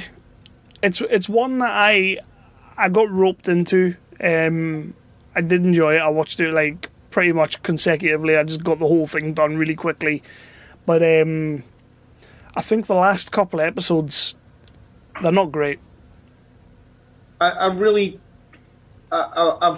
think I've almost finished it. I don't know. I don't really care, to be honest. Everyone's going on about Carol Baskin. Yeah. I really don't get the big deal at all. I think they're all pretty fucking appalling. I think that, you know, the guys on Hobie mentioned they were on about it when we were on there a few weeks ago. And at one point I said, this is legal. For them to do this in America, it's legal. And, well, yeah, apparently so. And I didn't know that. I didn't know that you could just go and buy a fucking tiger for $3,000. And that's insane. That's insane. Insane. And later on in the series, they were struggling to feed the tigers and all that kind of thing. And I was like, you know what? I fucking hate every single one of you. You go and jump in the fucking thing and let the tiger eat you, you cunt. I'm not seeing what the big deal is. There are better shows on Netflix than that. Oh yeah, don't get me wrong. I think it's car crash reality TV. Really, they all think that they're stars of this big kind of documentary that's being made, but they are literally the most repulsive people you could ever meet. Yeah, I get that. That's the point of it. You know, it's I like their music videos. They are great videos. You know, we're on like fucking Heal the World level of music videos. Fuck me. Yeah, I mean, I don't really see what the big deal is about it. I don't see what people are getting all worked up about. And it's interesting as well because I hadn't seen any of it before we were on Hobie the other week. And I think it was their intern Hackney kind of like, he turned around and he was kind of like, the thing that pissed him off was that there's nobody really delves into the cruelty side of it. Yeah. Like the sheer cruelty. And well, I mean, that's why I asked you before I started watching it. Like, is there actual animal cruelty in here? Because I'm not going to watch it. It's like, it's not like, I don't want to say it's not horrendous animal cruelty, because it is. It's all fucking horrendous. But it is just kind of like, they don't really talk about it. They don't really go there. And it's strange. Because you think that'd be the first thing they would do. But then the way that they're coming across is that they love the tigers and that. You know, and yeah, I'm not really, like I say, I'm not getting what everybody's getting excited about. Yeah. It does seem to have taken on a mind of its own, and I think it's sprouted like 1,000,000 trillion memes, and some of them are actually pretty funny, like the whole Carol fucking Baskin thing. Like, I do quite like some of that kind of thing. But I see what you're saying, because I'll be completely honest, I was sold and I bought into it the first 4 or 5 episodes, but the tail end of the series, I was just kind of like, you know what, this has gone on far too long. I feel like this should have ended 3 episodes ago. Yeah. Like, you're not really telling me anything I care about anymore. Yeah. There was a good one, because obviously they make a point of mentioning that the 2 people that he was married to, the 2 guys that he was married to, were actually straight, that they just wanted meth. Yeah. And there was a good meme that I saw where it's the couple lying in bed and the woman's got the bubble going, I wonder what he's thinking of. Aye. And the guy's going, would it just take one bag of meth to turn me gay? That was quite funny. But yeah, man, it's just basically, like you say, it's like a sort of 10 episode fucking meme generator, basically. That's all it is. 100%. I bought into it as well. So that's that. So the other thing, and this is the reason why I have barely watched anything. Well, my sky is fucked because there's still scaffolding outside my bloody building. They had to take the sky dish down, and then everyone went into lockdown, so my sky dish is not working. So my sky is fucked, which is another reason why I've hardly watched anything. But surely they would be essential workers. Surely they would be key workers. You get them sent down to come and fix it. Not the scaffolding there. Scaffolding's in the way of the sky dish. Bunch of cunts. So when the lockdown started, I was after a new show, a new franchise to watch, and so I put something on Amazon Prime. Something that I'd been kind of. Will I watch that? Nah, I'll watch Buffy instead. Supernatural. Ah, yes. Yeah. And so it's about two brothers. It's a bit Buffy-y. Two brothers who go about fighting ghosts and demons and shit. And you know what? It's addictive as fuck. Yeah? Yeah. Is it just because they're gorgeous? Oh, they're dreamy as balls. Yeah, definitely. But that's not all of it. Part of it. But, yeah, so, I mean, Buffy's better, obvious. Yeah. You know, let's just bloody knock that out the fucking park. Buffy's better. But the thing is, with shows like that, like Arrow was the same. It kind of, and so was Buffy, actually. It took a season and a bit to actually hit its stride.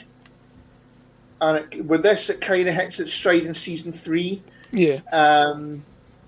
And holy shit! Once it hit its stride, it's fucking brutal for a TV show. I don't know. I'm not sure which network it's on in the States. It's like it's been going on for.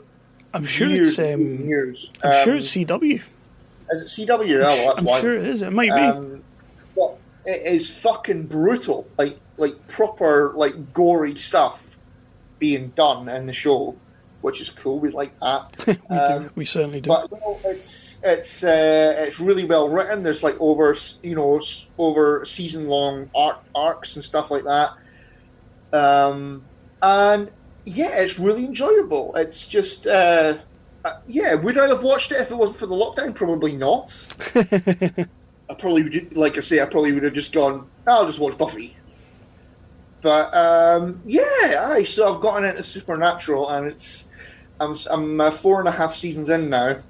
Nice. Out of 13. So yeah, fucking hell, that's why I've barely watched anything. It's because I've been binging that like a son of a bitch. I can kind of relate because just before the lockdown actually started, I started watching The American Office. And I kind of thought to myself, I'll probably get through like 4 or 5 episodes and that'll be it. But yeah, I'm still very much binging the fuck out of it. Probably again because of the lockdown.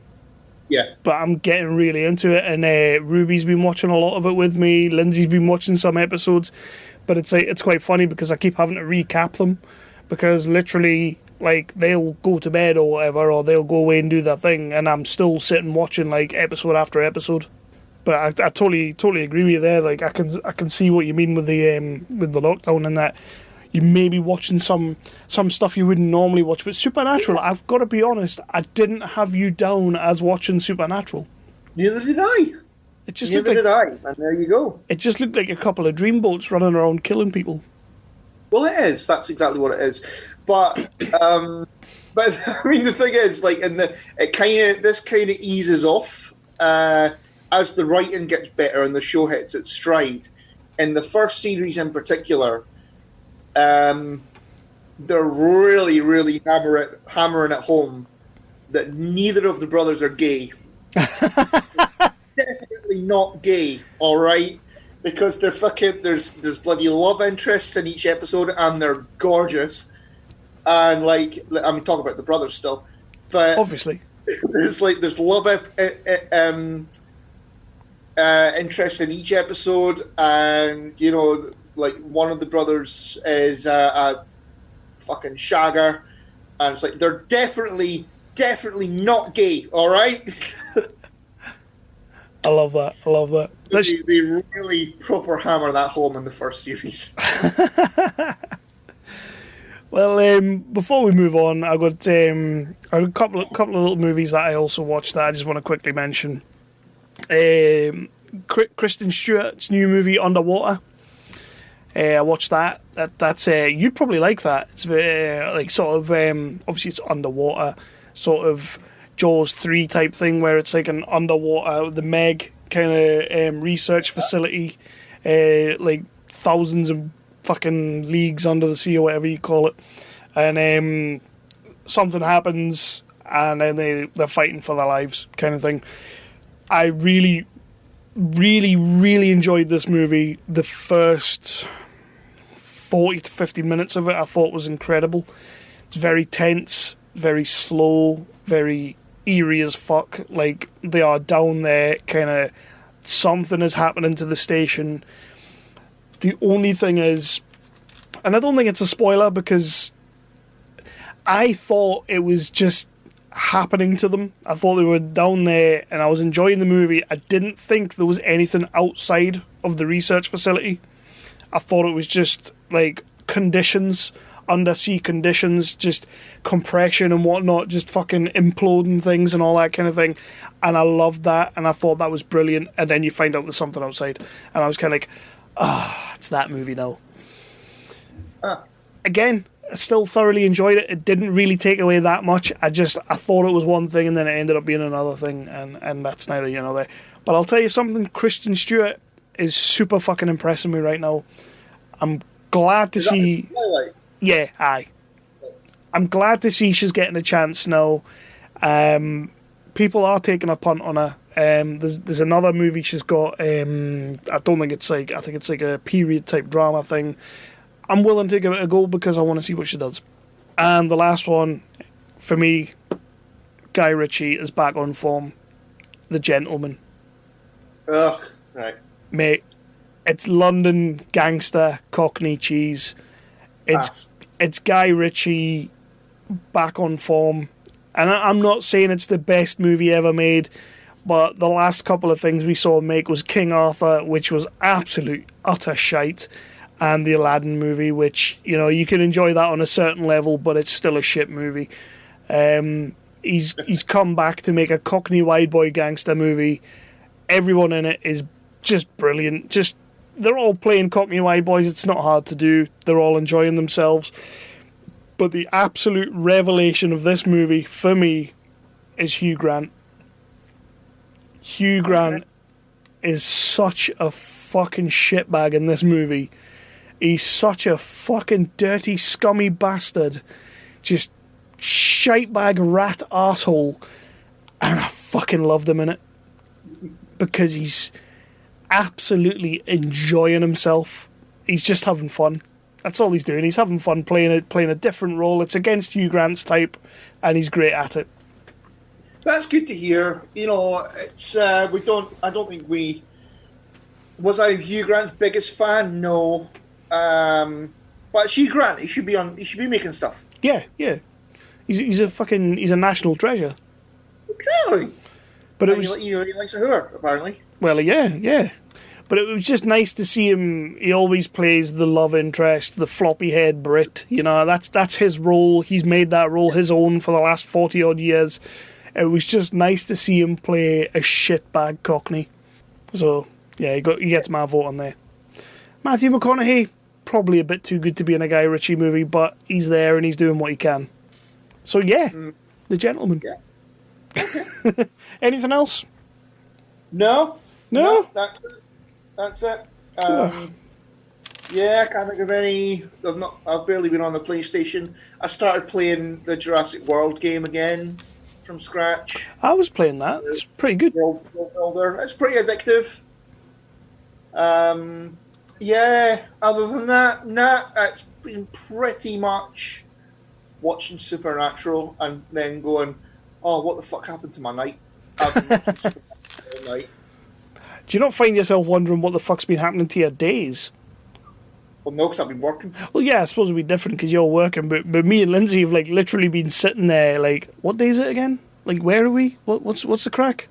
I saw somebody put a post up today saying they're going to rename the days of the week to like this day, that day, the next day, the last day, sort of like, because there's no point in having a day of the week on them anymore. Well, that's kind of true. It feels that way, man. It feels that way. It's weird. It's fucking weird. It's very weird. Yeah. Yeah. I can't wrap my head around what's going on, but that's neither here nor there. So, that brings us to the top 5. Would you like to get into it? Hey, hooligans. This is Michael. This is Michelle. This is Jeremy. From Who the What Now? The show about strange stories from the internet. And Bigfoot came over and beat his ass.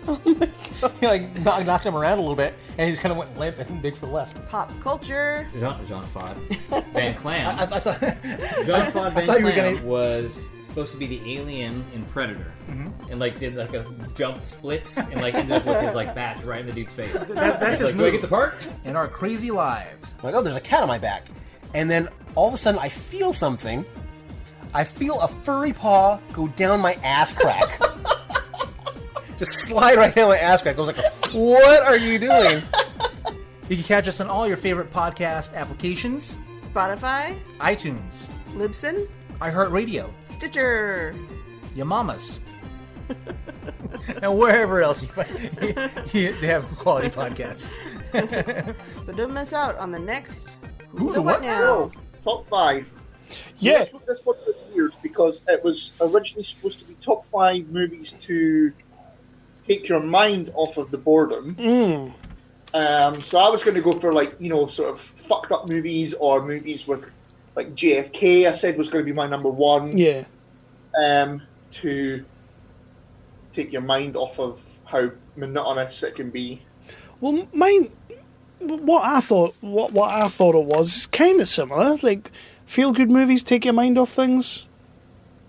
It's sort of similar, not the same at all.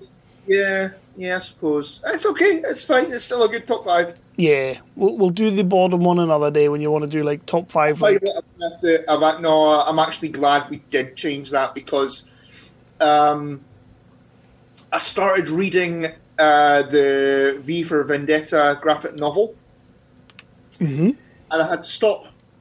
Yeah, because it was with my head. Nice. So you know the story of V for Vendetta. You've seen the film, yeah? So it is set in the future of Great Britain, where we have an authoritarian government. Yeah. And there has been a virus that has wiped out the population or some of the population. And so in their fear, and the people's fear and their terror and their panic, they elected in this authoritarian government led by John Hurt. And then the story of V for Vendetta is the virus was let loose on purpose. So that they would create panic and all that kind of thing. Yeah. And then, honestly, the other night I was sat going, this is all about control. So I was like, Jesus fucking Christ, man, get a grip of yourself. Yeah. So I put Supernatural back on again, I was fine. Put Supernatural. But yeah, you're 100% right. Like, it's extremely fucking relevant to what's happening right now. It's scary how relevant it is. It is quite scary how relevant it is, and if you really start to think about it, and I also started to think, about Boris Johnson going into intensive care and all that. Yep. And then I was like, isn't that a convenient time? Intensive care, and then he survives it. And, he comes out of intensive care, the fucking conquering hero. He's conquered fucking COVID. and everybody loves him, and everybody's cheering for him and going, let's clap for Boris. And he's the fucking Prime Minister. He's the saviour of the country. Let's do it. Let's go for it. Let's vote him in again. I 100% believe you're not the only person that's thinking that. Yeah. Because it is an extremely convenient time. And then I was like, it's the winnable war. Mm-hmm. It's fucking the Falklands. It's Grenada. It's kind of like what the fucking ratings. And I honestly, I was like, I caught myself thinking like that. And like you say, I won't be the only one thinking like that. But I don't want to be one of them. I really don't want to be one of them. I know that is a possibility. It's probably a strong possibility. Oh, it's probably a likelihood. Not good for you. It's really not good for you. No. So anyway, yes. Right. Aye, so feel good movies. Yeah, down the hall. So we'll get into the feel-good movies. I am going to let you go first because you are the better half. Oh, bless. Oh, I've had a drink. Yeah, good movies, right? Okay, there we go. Right. Okay, so my number 5 is a movie that shows up. It hasn't for a while, but it shows up every now and then. It stars Tom Hanks. It stars Emma Thompson, bygones. It is Saving Mr. Banks. Yeah, you've not mentioned that one for a while. I've not mentioned it for a while. Anybody who doesn't know that, it's about the making of Mary Poppins. Emma Thompson plays the writer who is dead against Disney making the movie. At the sort of towards the end of the movie, she is dead against any animation, any songs being in it, anything like that. She just doesn't want it. Mm-hmm. And then at the end of the movie, I think it's "Let's Go Fly a Kite," and she starts dancing and all that with the guys who have written the song, and it's just such an incredibly emotional moment. And I was actually crying when I watched that for the first time. Oh, when I know it doesn't happen to me very often. I'm not you. Yeah, I'll give you that. I'm not someone who cries a lot at movies, but that certainly made me cry the first time I saw Saving Mr. Banks. I think it's quite funny in moments. Tom Hanks does an amazing job of playing Walt Disney. And yeah, you've got this nice sort of feel-good moment where she's kind of coming around to the Disney side of the force. That'll happen. It will happen. They'll get you eventually. So, or buy you. Saving Mr. Banks. Nice. I like that. You haven't mentioned that for a while. No, I've not. So, my number 5 is a movie that I literally just talked about about 10-15 minutes ago. It's a movie that I can just pick up and watch anytime. I got to introduce the kids to it this week. My number 5 is Mighty Ducks. I love Mighty Ducks. No way this wasn't going to be on my top 5. One of those movies that I'm a bit of a fan of sports movies, but I'm also a bit of a fan of sports movies that doesn't have too much sports in it, if you know what I mean. Yeah. Like, I like it to be more about the team. Or your Remember the Titans. Yeah, like it's more about the team, more about the characters. It's kind of why I love Friday Night Lights, the TV show, because it's not really about the sport, it's more about the characters. So yeah, Mighty Ducks hits my number 5. It was amazing watching it again with the girls. Scarlett could not have given a fuck that it was on, but Ruby absolutely adored it, and she's asked me if we can watch the next 2. So, oh well, there you go. As far as I'm concerned, that's a win. That is a win. And I'll hopefully get Scarlett with Star Wars. It's not going to happen though. Give her a minute. Could you? Like week fucking 10 of the lockdown, you're in. Right. Okay. Ooh. That's what I also fucking watched. I watched the first 2 episodes of the Mandalorian. Yay! Finally. Next one, because that was on the free trial. Yeah. So I think they were waiting until people had gone past the free trial and then we're probably going to add more. So they've taken my first payment now. So I'll go back and see if there's more there. I'm sure there will be. Anyway, my number 4 is a Whoopi Goldberg movie. Ghost. No. Jumpin' Jack Flash. Sister Act. Eh? Sister Act. Oh, yeah. Yeah. That's a fucking good shout, actually. Good fucking movie. You know, there's some great music in it. Some fucking really funny characters in it. You've got the nice moment at the end where the fucking Pope is at their church and all that, and you know, they're getting it loudly for the Pope. Getting it full zoobs. Translate for that, getting it fully loudly. Yeah, it's just a nice movie. It's just a nice movie that you can throw on. If you're feeling a bit down in the dumps, you can throw it on. You can feel a bit better. I'm with you there. I never even thought of Sister Act, but that is a bitchin' movie. I love that film. It's one of those ones that me and Lindsay always watch when it's on. Yeah. Question, Sister Act or Sister Act 2? I'm also a big fan of Sister Act 2. 90% because of Lauryn Hill. Yes, she is very good in it. Back in the day, I was a big Fugees fan, and I became a big Lauryn Hill fan when she kind of went solo, but I remember her being in Sister Act and loving her in that. But it's more teen angsty than I prefer the first one. Teen angsty and a tad more ghetto, if you know what I mean. Yeah. Do I come across as really old if I say ghetto? No, you came across as really racist. Oh, sweet. But you know what I mean. I'll take that. That's better than old. Yeah. Nobody wants to be old. Who wants to be old? I'll take racist, though. Well, I turned 40 on Tuesday, so... You do? I do, yeah. Talk about old as fuck. I know. 40 again, eh? 40 again. Fuck off. So, but in answer to your question, it would always be number 1. Sister Act 1 is fantastic.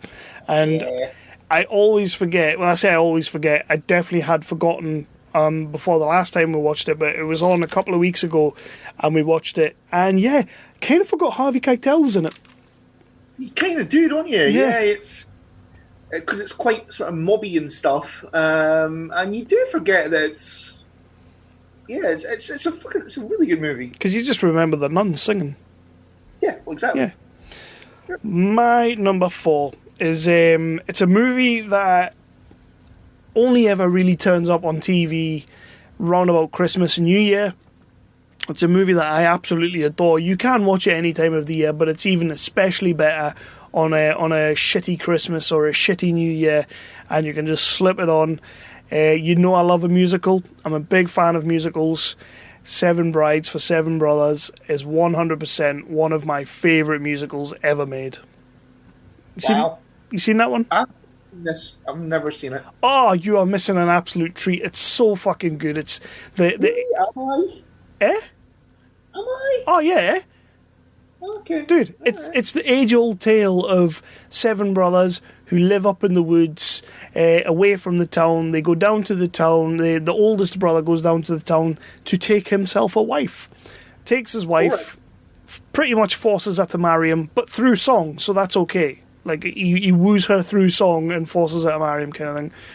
And then the rest of the brothers are like, we want some wives. So they go down to the town and they kidnap a bunch of women. Brilliant. Okay, Yeah. I'm in. Yeah. It's a tale as old as time. Scorsese or is it by Scorsese by any chance? Or? No, it's not.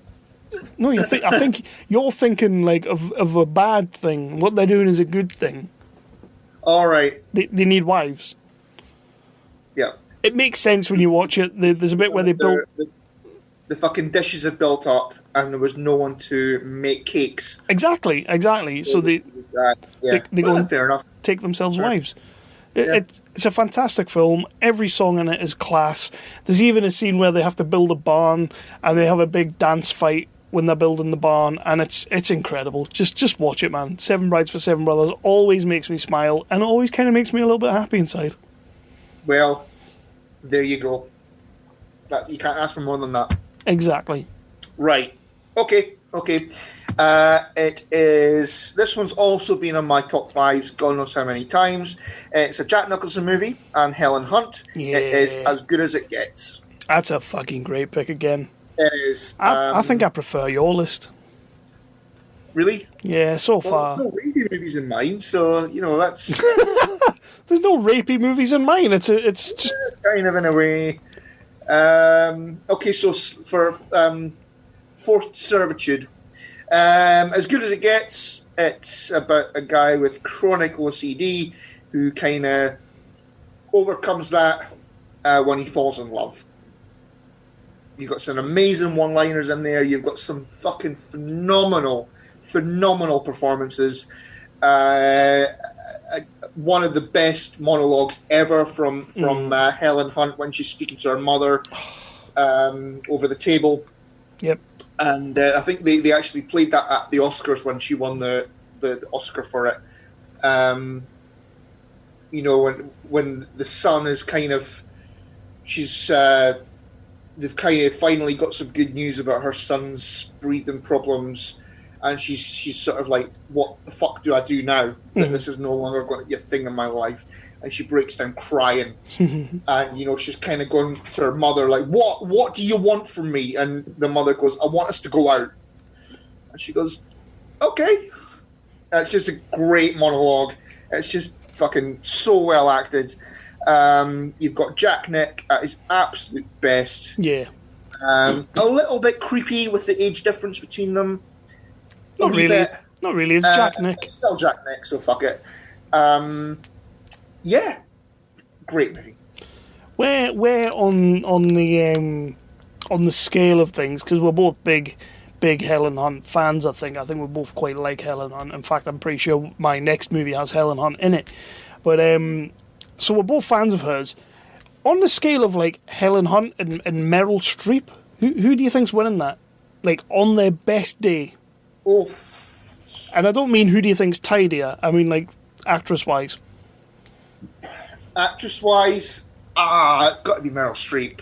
Yeah, it's hard, that one. Like, I kind of want Helen Hunt to win that, but I'm pretty much on the Meryl Streep train as well. I mean, if you just take this movie or Twister, you motherfucker. Is that your next pick? That's my next pick. Sorry. Yeah, she's a great actress, but I think if you sort of weigh them up, the performances in so many different movies, yeah, I think Meryl Streep's taken that night. Aye. Plus, she's got like 20 million more Oscar nominations, so. Exactly, yeah. Yeah, I'll give you that. Just what it kind of does. Well, it does in the eyes of the Academy. But yeah, my number 3 was Twister. I always refer to Twister as my rainy day movie. So if it's pissing down with rain outside, or if it's windy as fuck, obviously, or if it's just a shitty, manky, god-awful day outside, Twister's going on. Yeah. But it I is like that with Dante's Peak. If there's a volcano outside, another perfect movie for a shitty, god-awful day. I kind of have like a little quad of movies for that. Funnily enough, I think The Connection might be ITV2. ITV2 always plays them. Shitty manky days, right? I'll take Twister any day of the week. I'll take Dante's Peak any day of the week. I will also take Volcano. Because Volcano's pretty or awesome. Dante's Peak? Dante's Peak. Dante's Peak. Linda Helen Hamilton. fucking Hamilton. Helen Hamilton?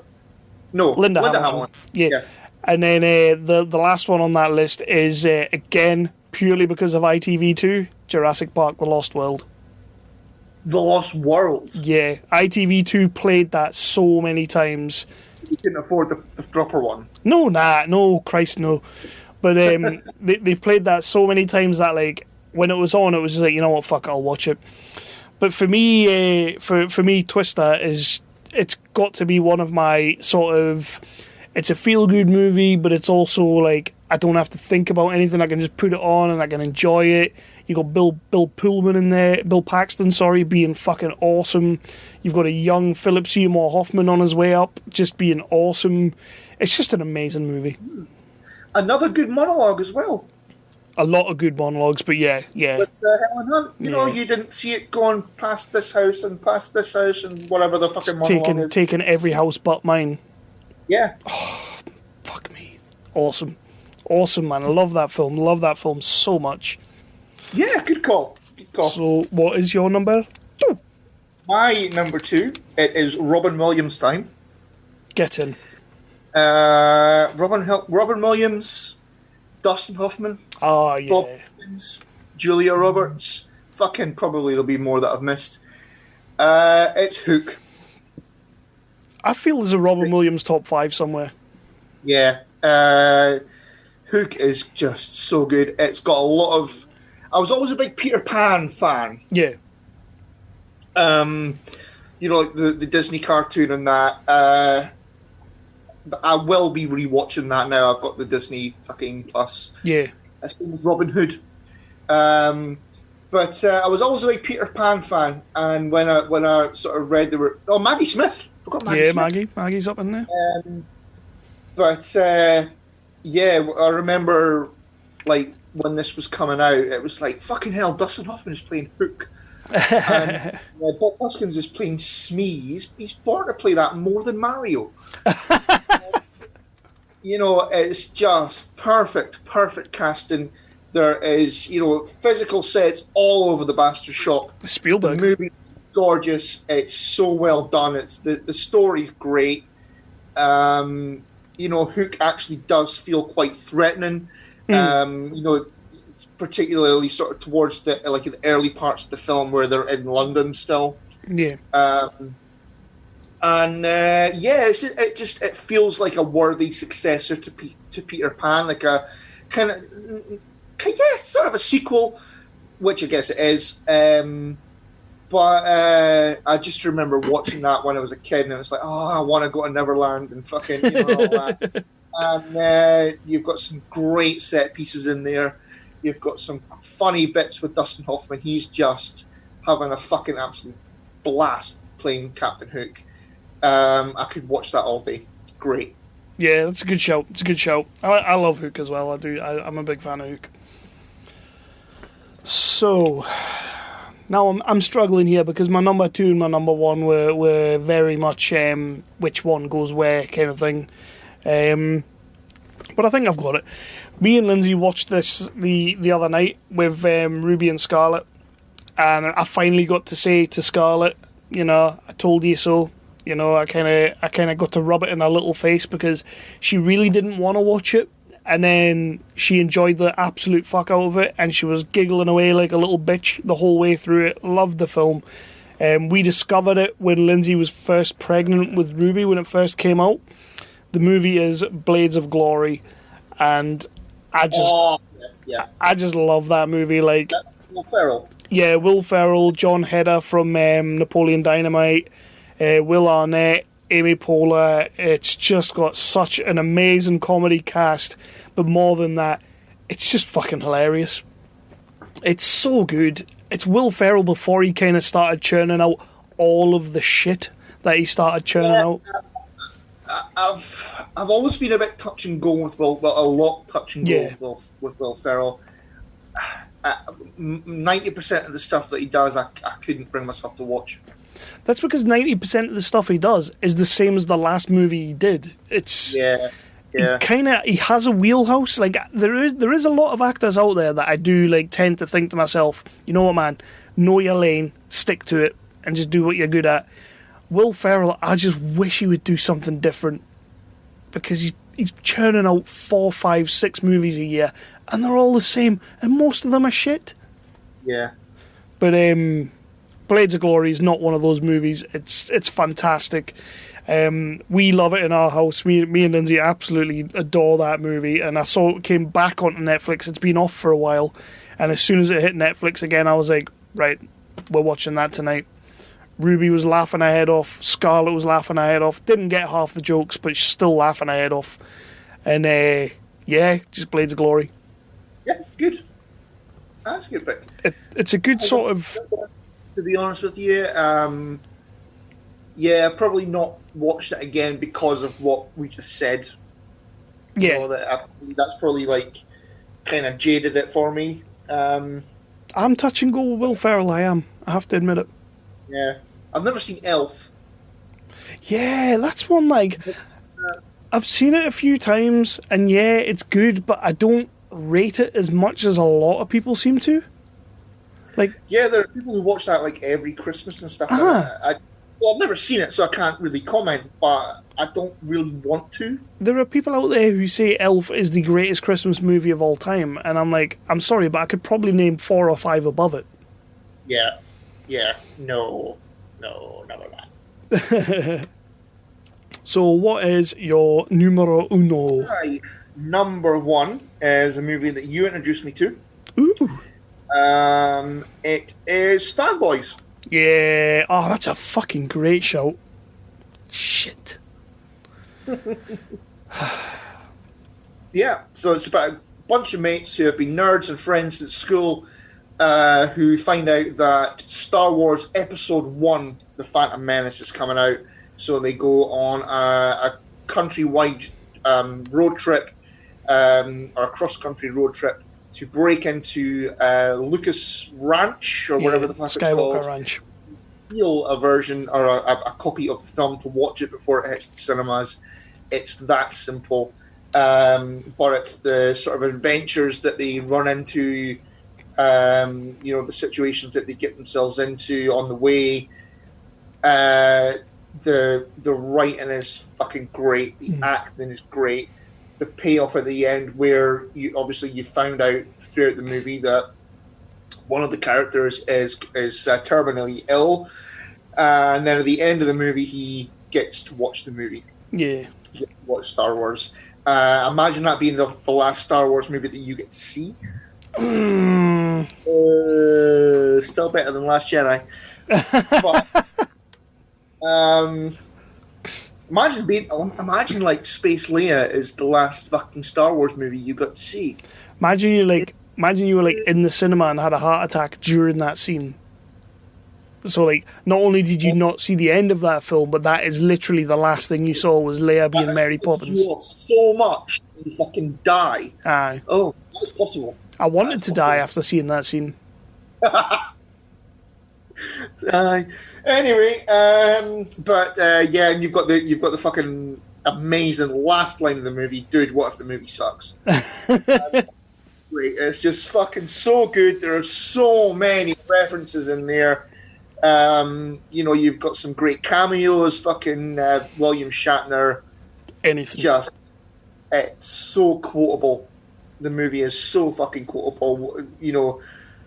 Picard is not gay, he's British. That kind of thing. It's just fucking great. It's just a great movie. It was one that you introduced me to when I was starting up the business. I was stressed to fuck. You introduced me to 2 movies, Glengarry Glen Ross, and this one. And it's a special movie for me. Two movies that couldn't be any further from different. But they both did their job. They both did their job, yeah. Yeah, I remember that. I remember Fanboys is just an incredible movie. I can't believe I forgot about Fanboys. That fucking sucks. Yeah, your list is way better than mine. People are going to be listening. Right? People are going to be listening to my list like, what the fuck's he on about? Fucking Twister, cunt. Hopefully I will redeem it with my number 1 pick. It has been on my my top 5 lists since we started this podcast. It is the funniest comedy of all fucking time. It makes Schindler's List. No, nearly though. It has been on many lists of mine. I love this movie. I quote this movie a lot. The movie is Airplane. Yeah, okay. If I ever want to laugh, I'll put Airplane on. If I ever want to not think about something, I'll put Airplane on. If I want to be taken just completely out of any situation and any mindset at all, Airplane goes on. It is fucking incredible. It's such a good movie. And for a movie that was made in the 80s, it still stands up today. Isn't it 70s? Yeah, it could be the 70s, actually. No. 70s, no, it's got to be like early 80s. Has to be early 80s. I can't. It might be 70s though. It's Liam Neeson, so he's been around since like the Dark Ages. Close, 1980. 1980. There you go. 80s as fuck. Woo! But yeah, Airplane is just... I just love it. There's nothing else I can say about it. Just, it's hilarious. It's amazing. And I've been trying to introduce it to some of the people I've work with over the last 6-7 months. I've really been trying to get them to watch it, knowing that I work with a couple of millennials that probably won't be into it. And yeah, it turns out I was onto a winner because one of them watched it and he absolutely loved it. So there you go. I win. Chalk one for the boomers. The what? The boomers. So yeah, that's our top. That's our top fives. But I did put it out on the Facebook and the Twitter. Did they call it the boomer, like as in fucking Wentworth? Yeah. Oh, Wentworth, man! I need to get back into that. So I put it up on the Facebook and the Twitter, and we got a couple of responses for like top 5 sort of take your mind out of things and feel good movies. On Twitter, we got the Besotted Geek podcast, frequent guests on Hobie. So It's a Wonderful Life, White Christmas. It's very Christmassy movies. The Majestic. I'm assuming that's the Jim Carrey one. Forrest Gump. Yeah, Forrest Gump. I could see that. Brackets, Suck It Brigger. So I think that's a stab at Brigger. Definitely see that. Yeah, and The Shawshank Redemption. Does it feel good? It's not necessarily a feel-good movie, but no, I guess it kind of is. He's supposed to feel good by the end of it.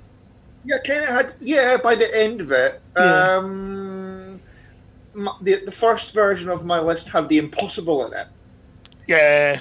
It also made me cry, but then most of the movie you're going, oh, this is so fucking... oh my god, their fucking legs hanging off. And I kind of feel like Shawshank is the same. Oh my god, he's getting raped. Oh my god, there's a dick in his mouth. But then he says anything you put in there is getting bitten off. So Yeah, he does. That's pretty feel good. It's pretty feel good. Uh, It's about that one being a feel good movie. History of Bad Ideas came back. I'm assuming this was Jason with The Replacements. Remember The Replacements? No. Captain America: The First Avenger. That's not feel good. Return of the Jedi. It's got Care Bears in it. Clue. That's about as feel good as it gets. Seinfeld. Yep, it's a TV show, but it brings me that much joy. You know what? It's Brigger, so I'm going to give him it. And then over on the Facebook, we've got quite a bit over on the Facebook. So a good friend of mine from back in the day, back when I used to work at McDonald's and stuff in Ting, he gave his top 5 as in The Blind Side, Blades of Glory, Clue, a lot of love for Clue, Peanut Butter Falcon. That's a very good pick. I did really enjoy that film. Shia LaBeouf. I reviewed it a few episodes back. It's got Shia in it. And Goonies. Goonies, yeah, shit. Good friend of the show. Good call. Good friend of the show and bloody good rep, Aaron Goodmiller. Rocky 4. It's just a montage. I don't know how to it, so. Love Actually. No. E.T. Yeah. Grand Canyon. I don't know what that is. No, that is. Is that the one with the rock? No, that's Aaron Andreas. Secret Life of Walter Mitty. Did you ever watch that? I did not. Ben Stiller. No. It was alright, it wasn't great. Cameron Shaw, one of the lads that I work with at my place of work, he said, The Mummy, the 1999 version. I love how he put in brackets 1999 so we didn't think it was the Tom Cruise one. I could see that because it kind of just... Yeah, I could see that because it makes you feel just... Fuck it, I'm watching those Egypt-y stuff. Yeah. Not necessarily feel good, but like takes your mind off it. Yeah. Ocean's 11. See, now I know he's a bit of a Frank Sinatra fan, so I'm wondering, is it the original Ocean's 11 or is it the Clooney version? Right, well, I don't know who you're on about, so... The Clooney version's still better. Chef. You know that one in the food truck with Jon Favreau, John Leguizamo? It was pretty much in between Iron Man movies or Avengers movies that they made it. Right. Yeah, Nah, Chef. no. It's supposed to be really good. I never saw it myself, but it's supposed to be really good. What We Do in the Shadows. Yeah, good call. Now that's a fucking cracking call. I'll give it that. Star Wars: A New Hope. Yeah, I suppose. What would you say? What would you say is more of a feel-good movie between A New Hope and Empire Strikes Back? A New Hope. That is not a feel-good movie unless you work for the Empire. It kind of is. He's just found out who his dad is, so that's a bonus. Yeah? Really? Well, for some people it is. Okay. Big sexy Dev. Dev. He says number 5, Miracle, the Mark Wahlberg ice hockey movie. Nah, it's good. Never seen it. It's very good. Forrest Gump. A lot of love for Forrest Gump. Mrs. Doubtfire. Oh yeah. Yeah, that's a good shout. Big. Big is a very good shout. Yep. And The Blind Side. Did you ever watch that, Sandra Bullock? No. It was alright. So. It was alright. I think it gets a lot more credit than it deserves.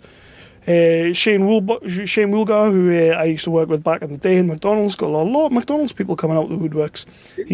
He says the Mighty Ducks has to be one of them. That was all he gave us.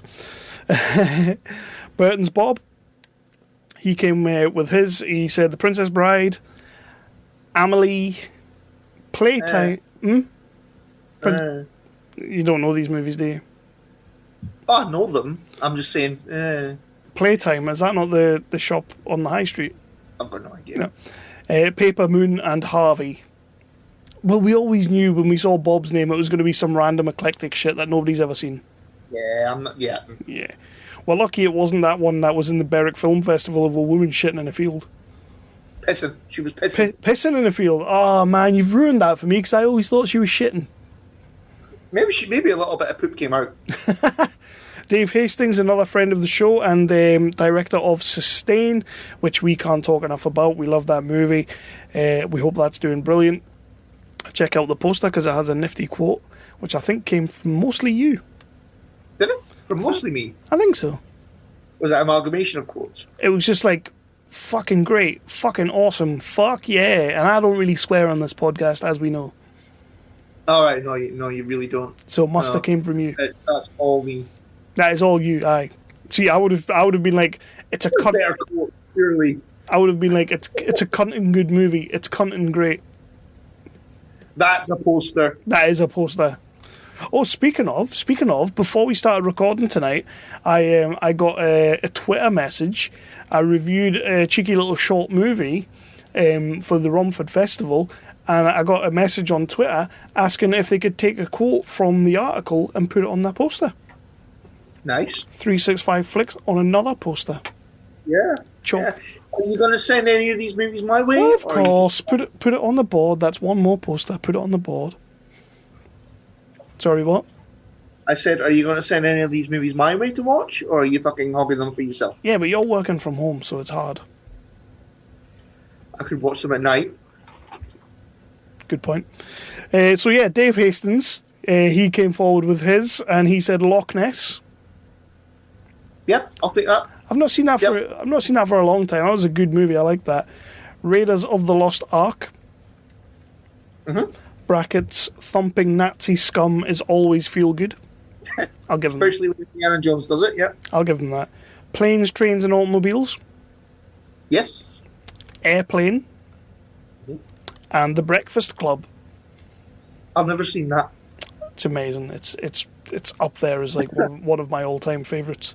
I've never got around to watching that. Just meh. Yeah, it is pretty feel good, to be fair. And good friend of mine from way back, Carly Milne, she came through with Dumb and Dumber and The Breakfast Club. And that's the feedback. Dumb and Dumber, I can see. Dumb and Dumber's great. I love Dumb and Dumber. Yeah, I suppose it makes you laugh like a bastard. Yeah. So I guess that's us. I guess that's the show proper. That's the episode proper done. We've been through our top fives, or what have we been watching, which hasn't been too much for you as of late. News was pretty shit because there's just nothing fucking going on out there. Yeah, so I guess there's no one in the office to cast anyone or red light anyone or green light anyone. Yeah. It's mostly people going, no, cancel it.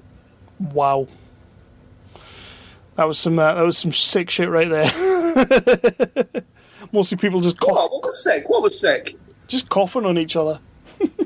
But yeah, that has been this episode. I've enjoyed myself. It's nice to get back in the studio and well, Studio B, I guess. Get back in here and Site B. Site B. Okay, the Isla Nubar. Exactly. Aye, it's good to get back in, and it's good to be doing this. We say it all the time that we're trying to get back on track, but this is probably the best time for us to be getting back on track. Yeah, there's really no excuse whatsoever. Like, I'm home by 5:01, and you're on furlough. So there is absolutely no fucking excuse to not get back on track with this. We'll fucking record nightly. Well, we've got episodes inbound. We've got stuff inbound. I had the distinct pleasure today of speaking to good friend of the show, Mike Beckingham, came on. Yeah, I'm glad I missed that.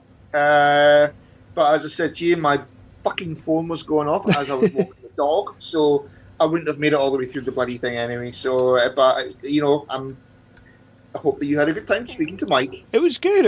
I mean, I'm not going to lie, a good chunk of it was kind of just talking about the situation as is, because it's really, as we've found with the news tonight, it's affecting his business, his industry, as much as everyone else's. So there was a lot of that.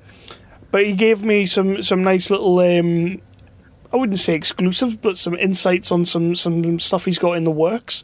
He's working on a movie. When the lockdown finishes, he's going to be working on a movie with Billy Zane. Nice. So that's pretty cool. He's making a Marlon Brando movie with Billy Zane. So that's going to be pretty awesome. Billy Zane playing Marlon Brando, yeah? Yeah, aye. I can see that. Isn't that pretty perfect casting? Yes. Yeah. Aye. Yeah. I liked it when he said it. I was like, yep, I'm in. I'll watch that. And but we had a good little chat, so that episode will be coming soon.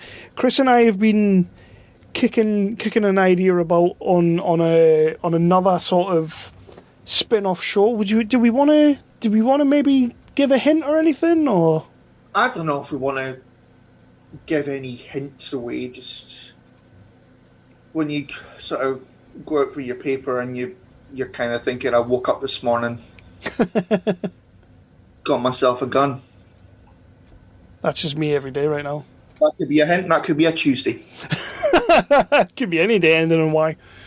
But yeah, we're working on something else that I think we've wanted to do this for some time. We just didn't know what the topic would be. Yeah. And the other night, Chris sent me a picture of something that he was about to watch, and instantly it was like, that's the one. That's what we do.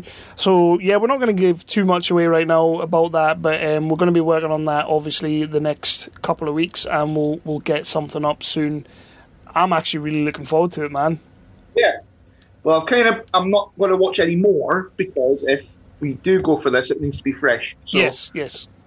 We'll talk about it over the next few days. We're coming up for the weekend, so we can see what the crack is. Maybe try and get a first episode in next week. Maybe. Yes, I'm up for it, because honestly, soon as you started talking about it, I kind of started going and having a look and doing a little bit of research on possible things we could do with it, and I just instantly, I was like, I love this idea. We have to do this. Yeah.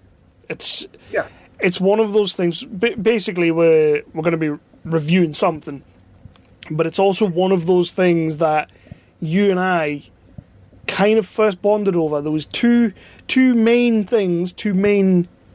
shows that we kind of bonded over. 24 being one of them, which would have just been a faff.